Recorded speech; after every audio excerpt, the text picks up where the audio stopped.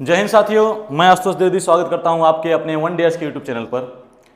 आशा है कि आप लोग मस्त होंगे, स्वस्थ होंगे, तंदुरुस्त होंगे और आपकी पढ़ाई भी अच्छे तरीके से चल रही होगी। तो आज है नवरात्रि का 8वां दिन और माता रानी आप सबके ऊपर अपनी कृपा को बरसाए रखें और इस साल आपके संघर्षों का ये अंतिम साल हो और आप अपनी सफलता को जरूर प्राप्त करें। तो इसी के साथ बढ़ते हैं हम अपने आज के सेशन पर। इसके पहले हम लोगों ने अपना 25 क्वेश्चन का एक सेशन कंप्लीट कर लिया है। आज उसके आगे के क्वेश्चन है हमारे सामने। ये कुछ क्वेश्चंस मैंने यहाँ पे कंपाइल किए हुए हैं जो कि आपके प्रीवियस ईयर के क्वेश्चन हैं। तो आइए सॉल्व करते हैं उसको। ये है हमारा पहला क्वेश्चन आज का। ध्यान से देखिएगा कि इसमें क्या लिखा हुआ है और क्या आपसे पूछा गया है। देखिए, ये जो क्वेश्चन होते हैं ना, बहुत ही सिंपल होते हैं, बस थोड़ा सा टेक्निक लगाने की आवश्यकता होती है अपनी। जितना आपका प्रेजेंस ऑफ माइंड काम करेगा उतनी फास्ट इस क्वेश्चन को आप सॉल्व कर लेंगे। लीजिए सर, आइए बताइए तो इसका आंसर क्या होगा। फटाफट आंसर दीजिए आप लोग कमेंट सेक्शन में अपना। क्या लिखा हुआ है कि 4 number pairs are given out of which 3 are alike in a certain manner while 1 is different, select the odd pair. इसमें से 3 किसी न किसी प्रकार से एक जैसे हैं, लेकिन कोई एक ऐसा है जो उन तीनों से डिफरेंट है। आपको ही बताना है कि इसमें से ऑड कौन सा है। तो सबसे पहला काम क्या है कि आप देखिए किस प्रकार से इसको लिखा गया है, इस तरीके से। ठीक है, अब यहाँ पे क्या लिखा हुआ है, 10 है और 110 है। अगर मैं डायरेक्टली यहीं पे सॉल्व करता हूँ इसको, तो 10 को 110 लाने के लिए क्या करेंगे, 10 में 10 टाइम से मल्टीप्लाई करेंगे। कितने से? 10 टाइम से, प्लस इसी 10 को ऐड कर देंगे। तो 10 इंटू 10 कितना होता है 100, और 100 में 10 को ऐड कर दीजिए तो क्या हो जाएगा 110 हो जाएगा। इसको देखिए 18182 है ना। अगर इसमें मैं 13 से मल्टीप्लाई करके फिर से 13 को ऐड करता हूं तो कितना हो जाएगा, ये होता है 169। 13 का स्क्वायर क्या होता है 169। अब एक बार फिर से मैं आपको बता दूं कि जो भी स्क्वायर निकालना नहीं आते हैं उनके लिए बहुत ही सिंपल है। जैसे ये मान लीजिए 13 है, 13 का स्क्वायर निकालना है हमको, तो 1 का स्क्वायर क्या होता है, बोलेंगे सर 1 होता है ना। 3 का स्क्वायर क्या होता है, बोलेंगे सर 9 होता है, तो मैं इसको 09 लिखूंगा। अब फिर क्या करना है, अगर इसका स्क्वायर निकालना है तो 3 1 जा 3 और 3 2 जा 6। यहाँ पे 6 को आपको रख देना है। इसको ऐसे, इसके नीचे कुछ नहीं लिखा आता है, इसको नीचे रख दीजिए। ये कितना हो गया 6 हो गया, और ये कितना हो गया हमारा 1 हो गया। यानी 13 का स्क्वायर क्या निकल के आ गया 169। तो ये स्क्वायर निकालने की एक टेक्निक होती है। ऐसे मान लीजिए आप किसी भी नंबर का निकालना चाहिए, जैसे मान लो 78 का निकालना है स्क्वायर, तो कुछ नहीं करना हमको। ये 7 का स्क्वायर यहाँ लिखिए। 7 का स्क्वायर क्या होता है दोस्तों, तो 49 होता है। 8 का स्क्वायर क्या होता है, बोलेंगे सर 64 होता है। इन दोनों को आपस में मल्टीप्लाई करिए, 7 इंटू 8 56 हो गया। 56 को 2 से मल्टीप्लाई कराएंगे तो 112 हो गया। इसके नीचे कुछ नहीं लिखना है आपको, 2 और 1 1 हो गया हमारा। इसको ऐड कर दीजिए, ये कितना हो गया 4 हो गया, ये कितना हो गया 8 हो गया, ये कितना हो गया 9 और 1 0, और ये कितना हो गया 4 1 5 और ये 6 हो गया। यानी 6048 हमारा किसका हो गया 78 का स्क्वायर हो गया। तो स्क्वायर में ज़्यादा कुछ करना नहीं है, ये इसकी छोटी सी टेक्निक है निकालने के लिए। अब नेक्स्ट चेक करते हैं, क्या कर दें, इसको दे दें। चलिए देखिए आगे चेक करिए। ये 11 है और 132 है ना। अगर मैं इसको स्क्वायर करता हूं तो 11 इंटू 11 कितना होता है, तो बोलेंगे सर 121 होता है। अब अगर 121 में फिर से मैं 11 ऐड करता हूं तो कितना आता है 132 आता है। यानी ऑप्शन ए, ऑप्शन बी और ऑप्शन डी एकदम एक जैसे है ना। तो हमारा इसमें से आंसर क्या बनेगा, तो बोलेंगे सर ऑप्शन सी बनेगा। क्यों? क्योंकि जो सी वाला है ना ये ऑड है सबसे, और आपसे यही पूछा गया है कि इसमें से ऑड पेयर कौन सा है। ऑड का मतलब वही होता है कि जो 3 हैं एक जैसे हैं, चौथा उनसे डिफरेंट होना चाहिए। तो 3 हमारे एक जैसे हो गए, यानी जिस नंबर को लिखा गया उसी से मल्टीप्लाई कर दीजिए और वही नंबर जोड़ दीजिए। ठीक है, जो आ रहा है हमारा वही दूसरा नंबर आ जा रहा है। लेकिन इसमें देखिए 23 में क्या आएगा हमारा। अगर मैं 23 का स्क्वायर करता हूँ तो देखिए इसे, हालांकि इतना तो आपको याद होना चाहिए, लेकिन अगर नहीं याद हो तो आप कर लीजिए। 2 का स्क्वायर क्या होता है, बोलेंगे सर 4। 3 का क्या होता है, बोलेंगे सर 09 होता है। फिर 3 2 जा 6, 6 2 जा 12, यहाँ लिखिए 12 ऐसे हो गया। ये हो गया 9, ये हो गया 2, ये हो गया कितना हो गया हमारा 5 2 9 529। अब 529 में अगर मैं 23 को ऐड करूंगा तो ये तो संख्या हमारा ज्यादा होना चाहिए ना, लेकिन यहाँ पे क्या हो गया आपका 506 हो गया, यानी कम हो जा रहा है। ठीक है ना, तो ये हमारा क्या हो गया, एक ऑड हो गया। आई होप कि आप लोग समझ में आया होगा। कुछ भी नहीं करना है, एकदम सिंपल सा फंडा। इसमें क्या करना है दोस्तों, जो नंबर दिया गया है उसी नंबर का डबल कर दो, यानी स्क्वायर कर दो उसी नंबर से, और जो नंबर दिया है फिर उसी को ऐड कर दो। यानी 10 को 10 से मल्टीप्लाई कर दिया और फिर जो 10 दिया उसी को ऐड कर दिया। अगर ये नंबर सेम टू सेम आ जा रहा है और वही काम करने पे यह इसमें भी अगर यही नंबर आ रहा है इसका और इसमें भी यही नंबर आ रहा है, यानी कि ये तीनों कैसे हमारे एक जैसे हैं। ठीक है ना। चलिए बढ़ते नेक्स्ट क्वेश्चन पर। बताइए इसका आंसर क्या होगा। बहुत ही सिंपल क्वेश्चन है, कुछ भी नहीं करना है आपको। इसको जानने के लिए थोड़ा सा आपको अल्फाबेट के बारे में जानकारी होनी चाहिए। मैं इसके पहले की क्लास में एक बार अल्फाबेट के बारे में बता दिया था, लेकिन एक बार फिर से मैं बता दे रहा हूं आप लोगों को। जो लोग नहीं थे उस क्लास में देख लें। होता क्या है ना कि इंग्लिश अल्फाबेट में 26 लेटर होते हैं। तो बोलेंगे सर ABCDEFGHIJKL और M होते हैं ना। अब इसका अपोजिट होता है, यानी यम के बाद क्या होता है, NOPQRSTUVWXY और Z। ये दोनों जो पेयर हैं एक दूसरे के कैसे हैं, अपोजिट हैं। अब अपोजिट के साथ साथ ना मैं इनका नंबरिंग करता हूं।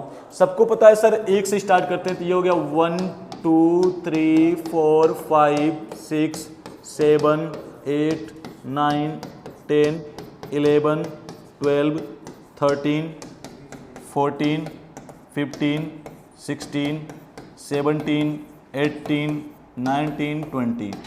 ये कितना हो जाएगा दोस्तों आपका, कुछ इस प्रकार से मैंने इसका नंबरिंग कर दिया है जितने आप लोग पढ़ते हो डिजिट में। ठीक है, ये हो गया 26 हमारा। अब सारे नंबर लिख दिए हैं और सबका अपोजिट लिख दिया हूं। अब इसमें क्या करना है, सेम वही कि बता रहा है कि select the letter cluster that is different, कि ऐसे लेटर क्लस्टर का आप लोग सिलेक्शन कीजिए जो इनमें से डिफरेंट हो। ठीक है ना। आप जैसे पहले क्वेश्चन किए थे सेम उसी तरीके से ये भी क्वेश्चन करना है, कुछ करना नहीं इसमें। अब ये R है, V है, Y है, C है। अगर मैं R की वैल्यू को रखता हूं तो कहेंगे सर 18 होता है, ये कितना होता है 22 होता है, ये 25 होता है और ये कितना होता है 3 होता है। ठीक है ना। R की वैल्यू देखिए यहाँ पे कितना लिखा हूं 18 है, V की वैल्यू कितना है 22 है, Y की वैल्यू कितना है 25 है और C की वैल्यू कितना है तो 3 है। ठीक है ना, यहाँ पे लिखा हुआ है। अब कुछ भी नहीं करना है, ये इनके बीच का गैपिंग देखिए। अगर आप डायरेक्टली बिना नंबर करते हैं तो थोड़ा सा आपको टाइम लग सकता है। ठीक है, क्योंकि ABCD फिर आप काउंटिंग करेंगे ABCD इस तरीके से पढ़ करके। अदरवाइज अगर आपको नंबर पता है, आप नंबर लिख दे रहे हैं तो बहुत ही कम समय में आपका आंसर आ सकता है इससे। ठीक है ना। तो कैसे करेंगे देखिए, 18 से 22 जाने के लिए कितना जा रहे हैं, तो कहेंगे सर +4 जा रहे हैं। 22 से 25 जाने के लिए कितना जा रहे हैं सर, +3 जा रहे हैं। 25 से 3 जाने के लिए कितना जा रहे हैं तो +4 जा रहे हैं। ये 3 का मतलब मैंने +4 क्यों कर दिया, देखिए ABCD की जो श्रृंखला होती है वह A से लेकर के Z तक होती है, यानी 26 होती है। फिर से Z के बाद A से ही स्टार्ट हो जाएगा, तो फिर से A को 1 मानेंगे, B को 2 मानेंगे, C को 3 मानेंगे। ठीक है ना। तो इसी नाते ये कितना जा रहा है 25 4 29 होता है और 29 तो लेटर होते नहीं है। लेटर कितने होते हैं हमारे 26 ही होते हैं। तो 29 को में से 26 को माइनस कर दो, कितना बचा हमारा 3 बचा ना, तो वही यहाँ पे लिखा हुआ है। तो आपको यही देखना है कि किस प्रकार से, अरे किसमें आपका इस प्रकार से चल रहा है। दूसरा मैं चेक करता हूं, देखिए यम की वैल्यू कितनी होती है, कहेंगे सर 13 होती है। यम की वैल्यू 13 होती है ना, 13 लिख दीजिए इस पे। चलो क्यू की वैल्यू कितनी होती है 17 होती है। टी की वैल्यू कितनी होती है 20 होती है। एक्स की वैल्यू कितनी होती है तो 24 होती है। देखिए 13 और 4 कितना होता है 17, 17 और 3 कितना होता है 20, 20 4 कितना होता है 24, यानी +4 +3 +4 इसमें भी तो चल रहा है ना। यानी ये दोनों कैसे हो गए हमारे एक जैसे हो गए। ठीक है, इसको चेक कर लीजिए। ये होता है 2, ये 6, ये 9 और ये 13 होता है। 2 में 4 जोड़िए कितना हो गया 6 हो गया। 6 में 3 जोड़िए कितना हो गया 9 हो गया। 9 में 4 जोड़िए कितना हो गया 13 हो गया। यानी ये और ये भी तो एक जैसे चल रहे हैं ना, है कि नहीं। है भाई +4 +3 +4 यही करना है। +4 +3 +4 इसमें भी करना है। +4 +3 +4 इसमें भी करना है। लेकिन ये नीचे वाला नहीं हो रहा है। ठीक है, अब जिसको ये नंबरिंग पता होती है लेटर का कि हमारा इस नंबर पे ये लेटर आता है और उनका पोजीशन पता है, वो ये सब लिखता नहीं है, वो डायरेक्टली देखता है कि ये आ रहा है भाई, ये नहीं आएगा, बात खत्म। ठीक है ना। तो वो थोड़ा फास्ट होता है प्रोसेस। आप लोग भी कर सकते हो और करेंगे, डेफिनेटली करेंगे जब आप लोगों को ये पूरा याद हो जाएगा। ठीक है, चलिए इसको बताइए क्या हो जाएगा। तो भाई अगर 3 एक समान है तो जाहिर सी बात है कि चौथा उसमें से डिफरेंट हो जाएगा, लेकिन आपके लिए मैं चेक कर देता हूं एक बार। देखिए क्या लिखा हुआ है, तो JFCY लिखा हुआ है। J की वैल्यू 10, F की वैल्यू 6, C की वैल्यू 3 और Y की वैल्यू 25। अब बताओ ये कितना गया, तो कहीं सर +4 जा रहा है, ये कितना गया, कहीं सर +3 जा रहा है, लेकिन जब यहाँ से यहाँ आएंगे 3 से 25 तो ये माइनस जा रहा है ना, फिर बाकी सब में क्या हो रहा है हमारा प्लस हो रहा है, इसमें क्या हो जा रहा है हमारा माइनस हो जा रहा है, यानी सी के इधर पड़ेगा हमारा वाई, इस नाते क्या हो जाएगा, ये हमारा डिफरेंट हो जाएगा, बाकी सारे कैसे हैं आपके सेम टू सेम है। ठीक है ना, कोई दिक्कत नहीं होगी, आई थिंक समझ में आया होगा क्वेश्चन। चलिए बढ़ते हैं अपने नेक्स्ट क्वेश्चन पर। देखिए क्वेश्चन करने से पहले इस बात का ध्यान रखिएगा कि जो आप कर रहे हो सही है कि नहीं है, ठीक है ना, और ये आप तभी कर सकते हो जब आप घर पे बैठ करके प्रैक्टिस करोगे। Practice makes a man perfect बोला गया ना, लेकिन यहाँ पर मैं मैन को हटा करके पर्सन लगाता हूँ कि practice makes a person perfect. क्यों? क्योंकि पर्सन में सारे लोग आ जाते हैं। ठीक है, तो अभ्यास सफलता की एक कुंजी होती है दोस्तों, और जब तक आप अभ्यास नहीं करेंगे आप उतना बेहतर प्रदर्शन नहीं कर सकते हैं। मेरे सामने एक बहुत अच्छी लाइन लिखी हुई है दुर्गेश सर की, मैं एक बार आपको पढ़ के सुनाता हूं कि हिम्मत मत हार राह कठिन है, हिम्मत मत हार राह कठिन है, चलना होगा, हर संकट से लड़ना होगा, जो डटे रहे वही जीतेंगे।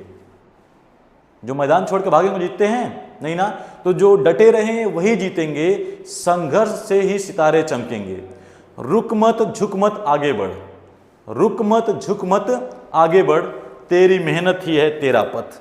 ठीक है ना, इस लाइन से क्या सीख मिलती है कि आपका मेहनत ही, आपका हार्ड वर्क ही आपको सफलता दिला सकता है, बाकी कुछ नहीं होता है कि जो आपको सफलता दिलाए। जितना आप मेहनत करोगे, जितना आप हार्ड वर्क करोगे, जितना आप अपने सब्जेक्ट को लेकर के प्रैक्टिस करोगे, जितना आप उसको लेकर के सीरियस होगे, तभी आपके सामने क्या होगा, सफलता आएगी, सफलता मिलेगी। ठीक है ना, थैंक यू सर, भी ले लेंगे।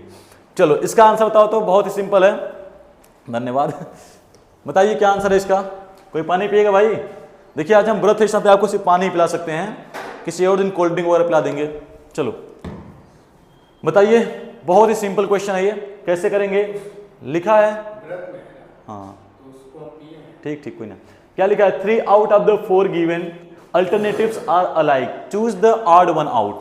ठीक है दोस्तों, अब आप खुद ही बताओ, मैच देखते हो? अभी देखिए IPL का सीजन चल रहा है ना, कल का मैच देखे होंगे आप लोग, कितना शानदार गया था, LSG वर्सेस MI। मतलब ये लग रहा था कि मुंबई इंडियंस जीत जाएगी, लेकिन जीतते हुए भी क्या है, हार गई। तो ऐसा सबके जीवन में होता है, आपको लगता है कि आप परीक्षा में पास हो जाएंगे, लेकिन कुछ चीजें ऐसी होती हैं कि आप नहीं कर पाते हो, आप पॉइंट नंबर छट जाते हो। तो इस चीज को बाधा नहीं बनने देना दोस्तों, ठीक है ना, इसको आप अपना हथियार बनाइए।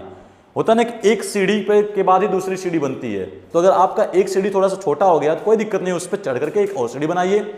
ठीक है, सफलता तो मिलनी ही मिलनी है। बताइए इसका क्या आंसर होगा हमारा, हो जाएगा कि बताओ क्या इसमें से आपके अलग है, यानी बेजोड़ को चुने। क्या बात है भाई, इससे तुमको एक भोजपुरी गाना याद आ गया कि ये बेजोड़ जो शब्द है, ठीक है। और यहाँ पे क्या लिखा हुआ है, ऑड वन आउट, आपको विषम इसमें भी चूज करना है। अब बताओ कौन नहीं जानता है भाई, मोहम्मद कैफ क्या खेलते हैं, तो सर क्रिकेट खेलते हैं। क्रिकेट को हिंदी में क्या बोलते हैं, गोल गट्टम लकड़पट्टम दे दनादन प्रतियोगिता।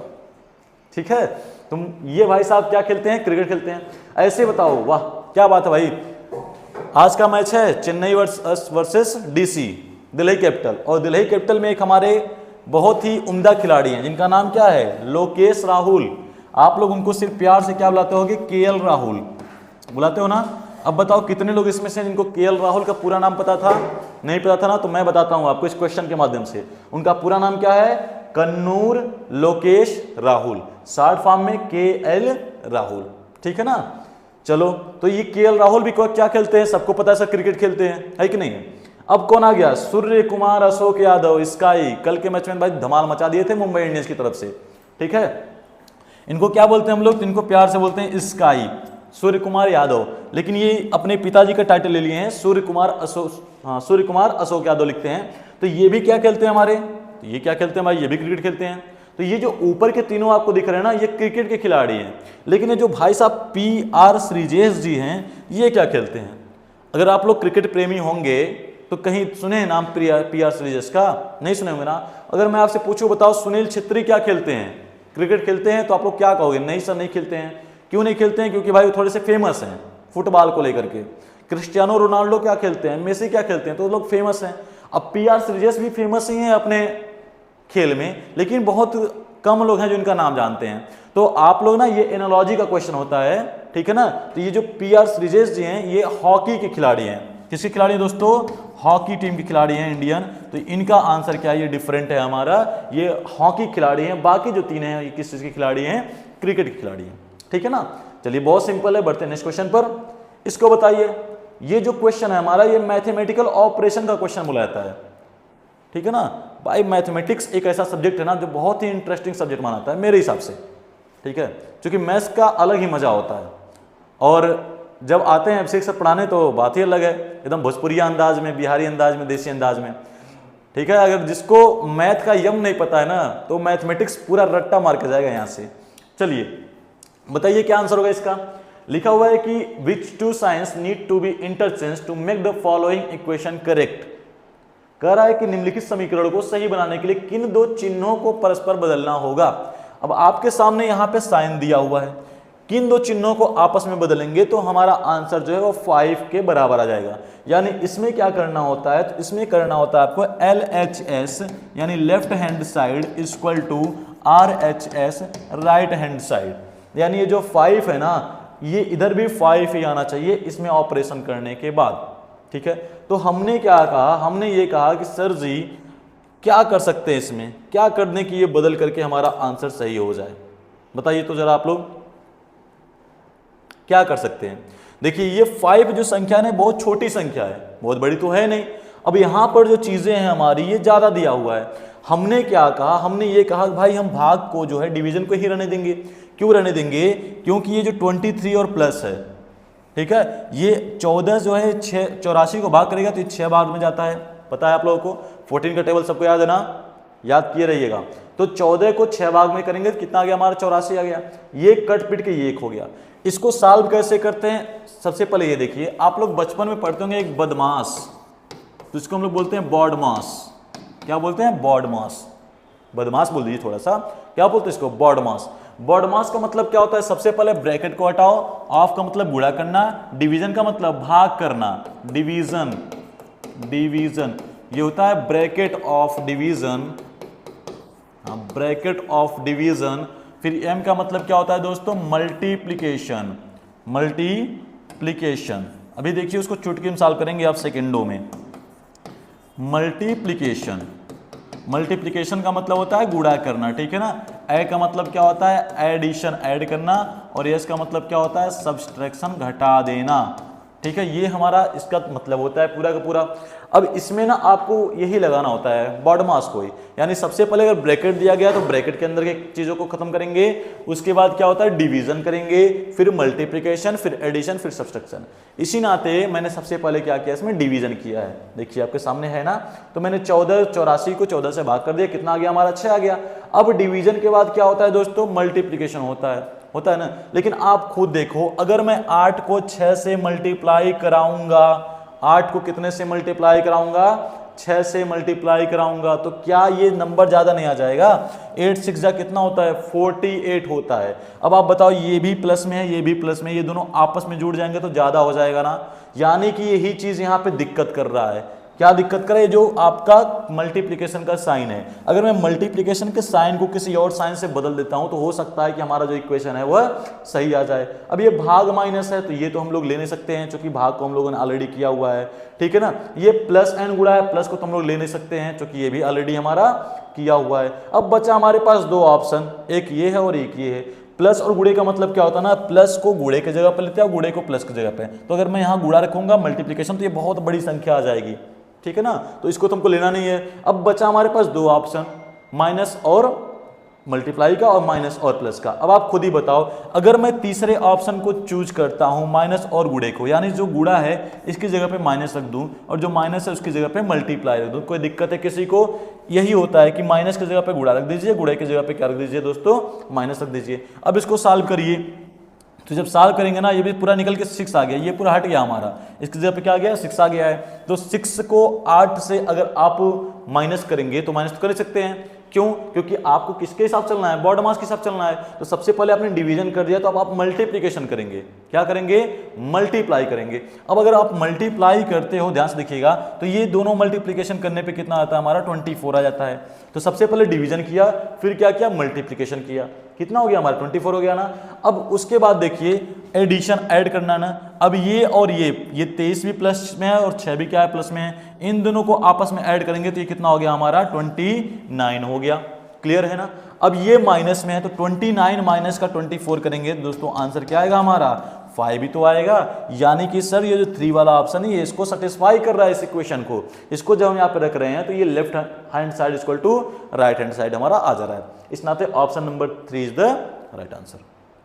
ठीक है, एकदम देखिए इतना आराम से आपको समझा रहा हूं। अगर थोड़ा सा भी डाउट होगा तो कमेंट में आप लोग जरूर बोलिएगा कि सर यहाँ पे हमको डाउट हो रहा है। ठीक है, वैसे मेरे हिसाब से तो कहीं डाउट नहीं होना चाहिए, बाकी हो सकता है इंसान ही है कि डाउट हो जाए। चलो, इसका कोई डाउट कोई दिक्कत है किसी को? नहीं ना? आगे बढ़ें एकदम। अब इस पे जैसे मान लीजिए एक सवाल मैंने बताया ना, तो आपके पास बुक वगैरह होगी, किताब वगैरह, तो आप इस टाइप के कम से कम 10 सवाल अपने घर पे करिए। ठीक है, अगर घर पे करेंगे तो आपकी प्रैक्टिस बन जाएगी, आप समझ जाओ कैसे कैसे इसको क्या करना होता है। चलो बढ़ते हैं नेक्स्ट क्वेश्चन पर। इसको देखो, बहुत ही बढ़िया क्वेश्चन है, उम्दा क्वेश्चन है। क्या करना है? कुछ करना है इसमें भाई, बताइए। भाई बचपन से पासा खेलते हुए आ रहे हो यार, और अभी पासा खेलने का समय और भी है। ठीक है, पासा इंसान जब छोटा होता है तो लूडो के रूप में खेलता है ना, बड़ा होता है तब भी खेलता है। भाई इंसान ही है, बचपना थोड़ी जाएगा अंदर से। अब पासे को आप हमेशा अगर दिमाग में रखते हो तो इस क्वेश्चन का आंसर फटाफट बता सकते हो। कैसे? देखो क्या लिखा हुआ है कि विकल्पों में से वह पासा चुनिए जो चित्र में दर्शाए गए सीट को मोड़ करके बनाया जा सकता है। अब पासा को, अगर कोई पासा उसको मोड़ करके बनाने के लिए प्रक्रिया क्या होती है ये देखिए, उसके प्रोसेस को। इसको बोलते हैं ओपन डाइस। क्या बोलते हैं? Open dice. अगर मैं डाइस की बात करता हूँ, डाइस होते हैं आपके 2 प्रकार के, 2 टाइप्स के होते हैं डाइस। कितने टाइप्स के दोस्तों? तो 2 टाइप्स के आपके डाइस होते हैं। पहला जो होता है उसको हम लोग क्या बोलते हैं? Close dice. क्या बोलते हैं? Close dice. कुछ इस प्रकार से, ऐसे देखिए, ये क्या बन गया आपका? डाइस बन गया ना। इसको बोलते हैं क्लोज डाइस। क्लोज डाइस का मतलब होता है बंद पासा। क्लोज डाइस, क्लोज डाइस का मतलब क्या होता है? बंद पासा। ठीक है ना। एक दूसरा क्या होता है हमारा? Open dice. दूसरा क्या होता है दोस्तों? तो ओपन डाइस होता है। ठीक है, ओपन डाइस क्या होता है? ओपन डाइस जो आपको चित्र में दिखाया गया है फिगर में, इसको बोलते हैं। ठीक है ना। देखिए इसमें भी आपके 6 सरफेस दिखेंगे, इसमें भी आपके 6 सरफेस दिखेंगे, 1 2 3 4 5 और 6। यानी इन्हीं सरफेस को आपस में फोल्ड करके हम लोग क्या बनाते हैं? Close dice. या यूं कहिए कि क्लोज डाइस को ओपन कर दीजिए तो क्या बन जाता है हमारा? Open dice. ठीक है ना। मिठाई का डब्बा कभी पैक किए आप लोग? पहले क्या था ना, आप तो मान लीजिए सारी चीजें आपकी रेडीमेड हो गई हैं। पहले के जो शादी विवाह होते थे उसमें मिठाई का डब्बा बनता था, तो मिठाई के डब्बे को बनाते थे लोग घर पे। एक ऐसे सीट रहती थी, उस सीट को मोड़ करके बनाया जाता था। ठीक है ना। तो ऐसे ही मान लीजिए कि एक कोई खुला हुआ पासा है, इसको आपको बंद करके एक क्लोज डाइस बनाना है, ओपन डाइस को। ठीक है ना। तो क्या करेंगे? देखिए सबसे पहले क्या देखना है ना, इनके अपोजिट को। अपोजिट क्या होता है? एक अल्टरनेट, यानी एक सरफेस को छोड़ करके जो दूसरा सरफेस होता है दोस्तों, वो एक दूसरे के अपोजिट होते हैं। जैसे ये F लिखा हुआ ना, अगर मैं पूछता हूं आपसे F का अपोजिट क्या होगा, तो आप क्या बोलेंगे कि सर F का अपोजिट क्या हो जाएगा? B हो जाएगा। यानी F और B क्या हो गए? एक दूसरे के अपोजिट। यानी F को पकड़िए, E को छोड़िए, B को पकड़िए।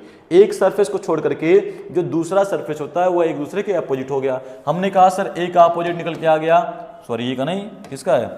F का अपोजिट B है। ठीक है, F का अपोजिट क्या निकल के आ गया हमारे सामने? तो कहेंगे सर B आ गया। ये दोनों एक दूसरे क्या हो गए? अपोजिट हो गए। ऐसे ही अगर मैं E के अपोजिट की बात करता हूं तो E का अपोजिट क्या हो जाएगा? बोलेंगे सर C हो जाएगा। E को पकड़िए, B को छोड़िए, C को पकड़ लीजिए, हो गया ना। तो E का अपोजिट मैं यहाँ लिख दे रहा हूं, C हो गया। अब ये बचा हमारा A और D। अब बच्चे अक्सर कंफ्यूज जाते हैं, सर A और D को कैसे हम लोग अपोजिट करेंगे? तो एक बात का दिमाग में रखिएगा, जो इधर का होता है ब्लॉक या जो इधर का ब्लॉक है, इसको आप ऊपर नीचे कहीं भी खिसका सकते हो। तो अगर मैं इसको खिसका के यहाँ लेते आऊँ, इसको अगर मैं मूव करा के यहाँ पे लेते आऊँ, तो आप खुद देखो ना, इसको ये रखिए, ये छोड़िए, ये पकड़ेंगे, यानी ये पकड़ लिए। अदरवाइज अगर इसको मैं नीचे लेते आऊँ यहाँ पर, ऐसे ऐसे ऐसे ऐसे ऐसे कर करके, मान लीजिए यहाँ A लिख दिया, ठीक है ना, इसको मैंने क्या कर दिया? नीचे कर दिया। ठीक है, तो भी क्या हो गया? इसको A को पकड़िए, C को छोड़िए, D को पकड़िए, यानी A का अपोजिट क्या हो गया दोस्तों? तो D हो गया हमारा। क्लियर है ना, कोई दिक्कत किसी को? अब पासा बनाने की प्रक्रिया क्या होती है? तो पासा बनाने का प्रोसेस होता है कि किसी भी पासे में अपोजिट सरफेस नहीं दिखने चाहिए। अगर अपोजिट सरफेस दिख रहे हैं तो वह पासा नहीं बन सकता है, और अगर अपोजिट सरफेस नहीं दिख रहे हैं तो वह पासा बन सकता है। आपको कुछ नहीं चेक करना है, बस ये चेक करना है किसमें अपोजिट सरफेस हमारे दिख रहे हैं, किसमें नहीं दिख रहे हैं। अब आप खुद ही बताओ, ये जो एफ बी हैं एक दूसरे के अपोजिट है ना, देखिए है ना अपोजिट, तो अगर अपोजिट दिख गए तो ये नहीं बनेगा, बात खत्म, ये आंसर गलत हो गया। फिर आगे देखिए, आगे देखेंगे तो ए और डी आपस में क्या है, एक दूसरे के अपोजिट हैं, डी और ए अपोजिट हैं कि नहीं दोस्तों, तो ये भी पासा हमारा नहीं बनेगा, ठीक है ना। अगर अपोजिट दिख जाएंगे तो नहीं बनेगा, अगर अपोजिट नहीं दिखेंगे तो हमारा बनेगा। तीसरा देखिए, एफ और बी अपोजिट हैं, ई और सी अपोजिट हैं, ए और डी अपोजिट हैं। क्या एफ का अपोजिट आपका बी कहीं दिख रहा है इसमें? नहीं दिख रहा है ना। क्या ई का अपोजिट सी कहीं दिख रहा है उसमें? नहीं दिख रहा है। क्या डी का अपोजिट ए कहीं दिख रहा है उसमें? नहीं दिख रहा है। यानी कि जो तीसरा वाला ऑप्शन हमारा वही क्या है, सही है। अगर अपोजिट सरफेस नहीं दिखेंगे एक साथ में, अपोजिट सरफेस यहाँ पे मैंने लिखा हुआ है, अगर ये दोनों पेयर एक साथ नहीं दिख रहे हैं पासे में तो वह पासा बनेगा, अदरवाइज अगर दिख रहे हैं तो नहीं बनेगा। लास्ट वाला चेक कर लीजिए, देखिए ई और सी एक दूसरे के अपोजिट है, इसमें दिख रहा है ना, तो ये भी हमारा नहीं बनेगा। तो ये कॉन्सेप्ट आई थिंक समझ में आया होगा ना। बहुत ही बेहतरीन सवाल होता है और हर एग्जाम में आता है, लिख के ले लो, आएगा तो आएगा, ठीक है ना। बस नंबर चेंज हो सकता है, डिजिट चेंज हो सकता है, ये अल्फाबेट चेंज हो सकता है, इसका लेटर्स वगैरह है, सिंबल वगैरह आ सकते हैं, लेकिन क्वेश्चन का पैटर्न तो यही रहेगा, तरीका यही रहेगा ना। अपोजिट देखना है, अगर अपोजिट मिल जा रहा है तो नहीं बनेगा, अगर नहीं मिल रहा है तो बनेगा, ठीक है। बढ़ते हैं नेक्स्ट क्वेश्चन पर, आइए। चलिए ये बताइए कितना आंसर होगा इसका, बताइए क्या आंसर होगा इस क्वेश्चन का दोस्तों। Find the minimum number of lines to make this figure. इस आकृति को बनाने के लिए रेखाओं की न्यूनतम संख्या ज्ञात कीजिए। तो कितनी रेखाएं होंगी हमारे पास? सबसे पहले आप इन रेखाओं को काउंट कर लीजिए। देखिए आपको जब भी लाइंस पूछी जाती है तो बहुत ही सिंपल होता है, कुछ होता नहीं है। लाइंस बताने के लिए क्या होता है, आपको आधी अधूरी लाइन नहीं लेनी है। जो भी लाइन लेंगे आप, वो लाइन कैसी होनी चाहिए, हमारी पूरी की पूरी होनी चाहिए। जैसे मैं अगर नाम देता हूं तो ये देखो, यहां से यहां तक, ये इस पार्ट से इस पार्ट तक ये एक पूरी लाइन है, पूरी। ये नहीं कि यहां से डिवाइड कर देंगे, सर ये आधा हो गया, तो एक लाइन हमारी ये हो गई, ये पहली लाइन हो गई। ये कौन सी हो गई, दूसरी हो गई। ये कौन सी हो गई, पूरा यहां से यहां तक, यहां से यहां तक का, तो बोलेंगे सर तीसरी लाइन हो गई। ये यहां से यहां तक का कितना हो गया, चौथी लाइन हो गई। ध्यान से देखिएगा, बोला गया न्यूनतम संख्या ज्ञात कीजिए रेखाओं को बनाने के लिए। तो न्यूनतम का मतलब पूरी लाइन लेना है आपको, आधा अधूरा नहीं लेना है, ठीक है ना। ये एक हो गया 1, ये 2, ये 3 और ये 4। अब अंदर के लाइन को काउंट कर लीजिए। 3 के 4 के बाद क्या हो गया, ये पूरी लाइन यहां से यहां तक चली गई है ना, तो ये जो लाइन गई है इसको मान लीजिए 5। ये कौन सी लाइन है हमारी, 5। ये जो पूरी लाइन गई है यहां से यहां तक कंप्लीट, आधा नहीं लेना इसको, ठीक है ना। 5 के बाद इस लाइन को मान लीजिए 6 हो गया ना भाई, देखते रहिए ध्यान से। 6 के बाद क्या हो गया, ये जो आपकी लाइन है ये वाली लाइन, इसको मान लीजिए 7 हो गया ना, कोई दिक्कत किसी को। और ये जो आपकी लाइन है इधर वाली, इसको क्या मान लीजिए हम लोग, 8 मान लीजिए, हो गया ना भाई, कोई समस्या किसी को नहीं होना चाहिए। 8 के बाद देखो ये एक लाइन ये आपकी ये आई हुई है, ये इसको मान लीजिए 9, और एक लाइन ये चली गई है, इसको क्या मान लीजिए 10, हो गया ना। सारी लाइंस को मैंने काउंट कर दिया है। आपको लाइन काउंट करना ही पड़ेगा। आप अगर ये सोचते हो कि सर बिना करे हम उसको मान लेंगे, आंसर ले लेंगे, तो ये दिक्कत है थोड़ा सा, ठीक है ना। आप उतना एक्यूरेट नहीं बता सकते हो। जब आप काउंट एक बार कर लोगे तो फिर आपको एक्यूरेसी आ जाएगी, सर यहाँ इतना लाइन हमारा आ रहा है, यही आंसर होगा। अब जैसे यहाँ पे मैंने सारी लाइन को काउंट कर दिया है, तो इसका आंसर कितना आ रहा है हमारा, 10 लाइन है। तो आंसर क्या हो जाएगा दोस्तों, इसका option number 20 the right answer 10 आ जाएगा, ठीक है ना। चलिए बढ़ते हैं नेक्स्ट क्वेश्चन पर, बताइए। बहुत ही बढ़िया क्वेश्चन है, कोडेड ब्लड रिलेशन क्वेश्चन है, आराम से एकदम इम्तिमाम से सॉल्व करिएगा, कोई दिक्कत नहीं है। क्या लिखा हुआ है, जो लिखा हुआ है पहले उसको पढ़ लीजिए एक बार, और जैसे जैसे लिखा हुआ ना वैसे वैसे बनाते चलिए। आपको अपने पास से कुछ ऐड करने की आवश्यकता नहीं है, जो क्वेश्चन में दिया गया है वही आंसर बताएगा। और जब भी कभी आप ब्लड रिलेशन क्वेश्चन को या फिर डायरेक्शन के क्वेश्चन को कर रहे हो ना, तो उस कंडीशन में हमेशा अपने आप को एज्यूम कर लीजिए कि हम ही हैं। जब अपने आप को मार्क करेंगे आप, तो आप बहुत ही मतलब सिंपल वे में उसको सॉल्व कर सकते हो। देखिए मैं इसको बना रहा हूं, क्या बना रहा हूं, जो जो लिखा हुआ है ऊपर पढ़ लीजिएगा। ये एक स्टेटमेंट होता है, नीचे एक एक्सप्रेशन दिया हुआ है, हमको क्या करना है, ये P से Q पे जाना है ना, बीच में जो साइन दिया हुआ है इसको ध्यान में रखना है। ये P और Q कोई है नहीं, बस ये एलिमेंट होते हैं। P को बोलते हैं फर्स्ट एलिमेंट, Q को क्या बोलते हैं, सेकेंड एलिमेंट। ऊपर देखिए AB में लिखा हुआ है, नीचे PQ में लिखा हुआ है। अब बच्चा कंफ्यूज कि भाई साहब ऊपर तो आपने AB में दे दिया है, नीचे आपको PQ में दे दिए हैं, गलत कर दिए हैं ये तो, ठीक है। बरगला रहे हैं हम लोगों को, तो ऐसा नहीं है। ऊपर का मतलब क्या है, ये पहला एलिमेंट है, दूसरा एलिमेंट है, तो a@b means a is the father of b, यानी आप ये कह सकते हो कि जो पहला वाला है वह दूसरे वाले का फादर बनेगा, ठीक है। ऐसे इसमें जो पहला वाला है वह दूसरे वाले का बेटा बनेगा, जो पहला वाला है वह दूसरे वाले का पति बनेगा, जो पहला वाला है वह दूसरे वाले की पत्नी बनेगी, तो ठीक है ना। तो आपको बस पहला दूसरा लिख चलना है। अब मान लो P है और Q है, तो जो पहला वाला है वह दूसरे वाले का क्या बनेगा, पति बनेगा। यहाँ पे लिखा हुआ है, देखो ये लाइन है आपकी, ठीक है ना। तो ये साइन हमको, यही साइन यहाँ पे दिया हुआ है, इस साइन को लेके चलना है साथ में। तो मतलब क्या हो गया, पहला वाला दूसरे वाले का पति। अब देखो इससे पहले मैं थोड़ा सा आपको कॉन्सेप्ट बता दूं कि इसका सॉल्व कैसे करते हैं। सॉल्व कैसे करते हैं, देखो दोस्तों, एक फैमिली ट्री होती है, ठीक है ना, एक जनरेशन गैपिंग चार्ट होता है, जिसमें बीच को आप रखते हो स्वयं को। स्वयं का मतलब होता है माई सेल्फ, अपने आप को, ठीक है ना। अब जितने भी आपके बराबर की पीढ़ी होती है, जैसे आपका भाई हो गया, आपकी बहन हो गई, आपकी बहन का पति हो गया, आपकी पत्नी हो गई, आपके पति हो गए, लड़की है तो, ठीक है ना, आपकी साला हो गए, आपकी साली हो गई, आपके जीजा हो गए, देवरानी, जेठानी, ननद, भौजाई, जो भी है, ठीक है ना, वो सारे के सारे कहाँ चलेंगे, आपके बराबरी में चलते हैं। वो आपकी जनरेशन के लोग होते हैं। माता पिता का स्थान हमेशा आपसे ऊपर होता है, ठीक है ना। हमेशा बताया गया है कि जो माता पिता होते हैं वो क्या होते हैं, ऊपर होते हैं, ठीक है ना। तो मम्मी पापा कहाँ रहेंगे, ऊपर रहेंगे, यानी पेरेंट्स की बात करता हूं, माता पिता तो कहाँ जाते हैं, ऊपर जाते हैं, ठीक है। अब पेरेंट्स के साथ में जो भी उनके पक्ष के लोग होते हैं, जैसे मातृ पक्ष के जो लोग होते हैं और पितृ पक्ष के जो लोग होते हैं, वो सब एक लाइन में यानी कि माता पिता के साथ चलते हैं, क्योंकि उनकी जनरेशन हमसे एक जनरेशन ऊपर की होती है, आगे की होती है, ठीक है ना। तो चाचा हो गए, चाची हो गए, मामा हो गए, मामी हो गई, मौसा हो गए, मौसी हो गई, बुआ हो गए, फूफा हो गए, ये सारे लोग किसके साथ में चलेंगे, तो पेरेंट्स के साथ में चलेंगे। क्लियर। पेरेंट्स के ऊपर कौन जाता है दोस्तों, इनके ऊपर होते हैं ग्रैंड पेरेंट्स। ग्रैंड पेरेंट्स, अब ये ग्रैंड पेरेंट्स क्या होता है, जानते हैं आप लोग, दादा हो गए, दादी हो गए, नाना हो गए, नानी। देखो दो पार्ट में डिवाइड है, क्योंकि इंसान जब जन्म लेता है ना तो उसके दो रिश्ते बनते हैं जन्म के साथ, एक उसके माँ से, एक उसके पिता से।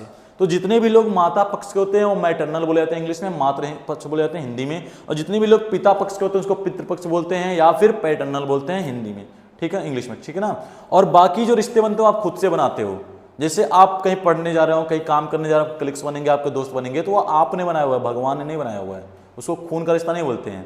वाइफ का जो रिश्ता होता है, अब वाइफ का रिश्ता भी एक तरह से ब्लड रिलेशन में ही काउंट होता है, लेकिन अगर मैं आपसे पूछूं क्या वाइफ का रिश्ता ब्लड रिलेशन है, तो आप कहेंगे सर नहीं। क्यों नहीं, क्योंकि वो कहीं और पैदा हुई है, आप कहीं और पैदा हुए, संयोग है कि आप दोनों एक दूसरे के साथ में मिल गए हो, ठीक है। हाँ, लेकिन जो आपके बच्चे होंगे उनके साथ आप दोनों का रिश्ता क्या होगा, ब्लड रिलेशन का हो जाएगा, ठीक है ना।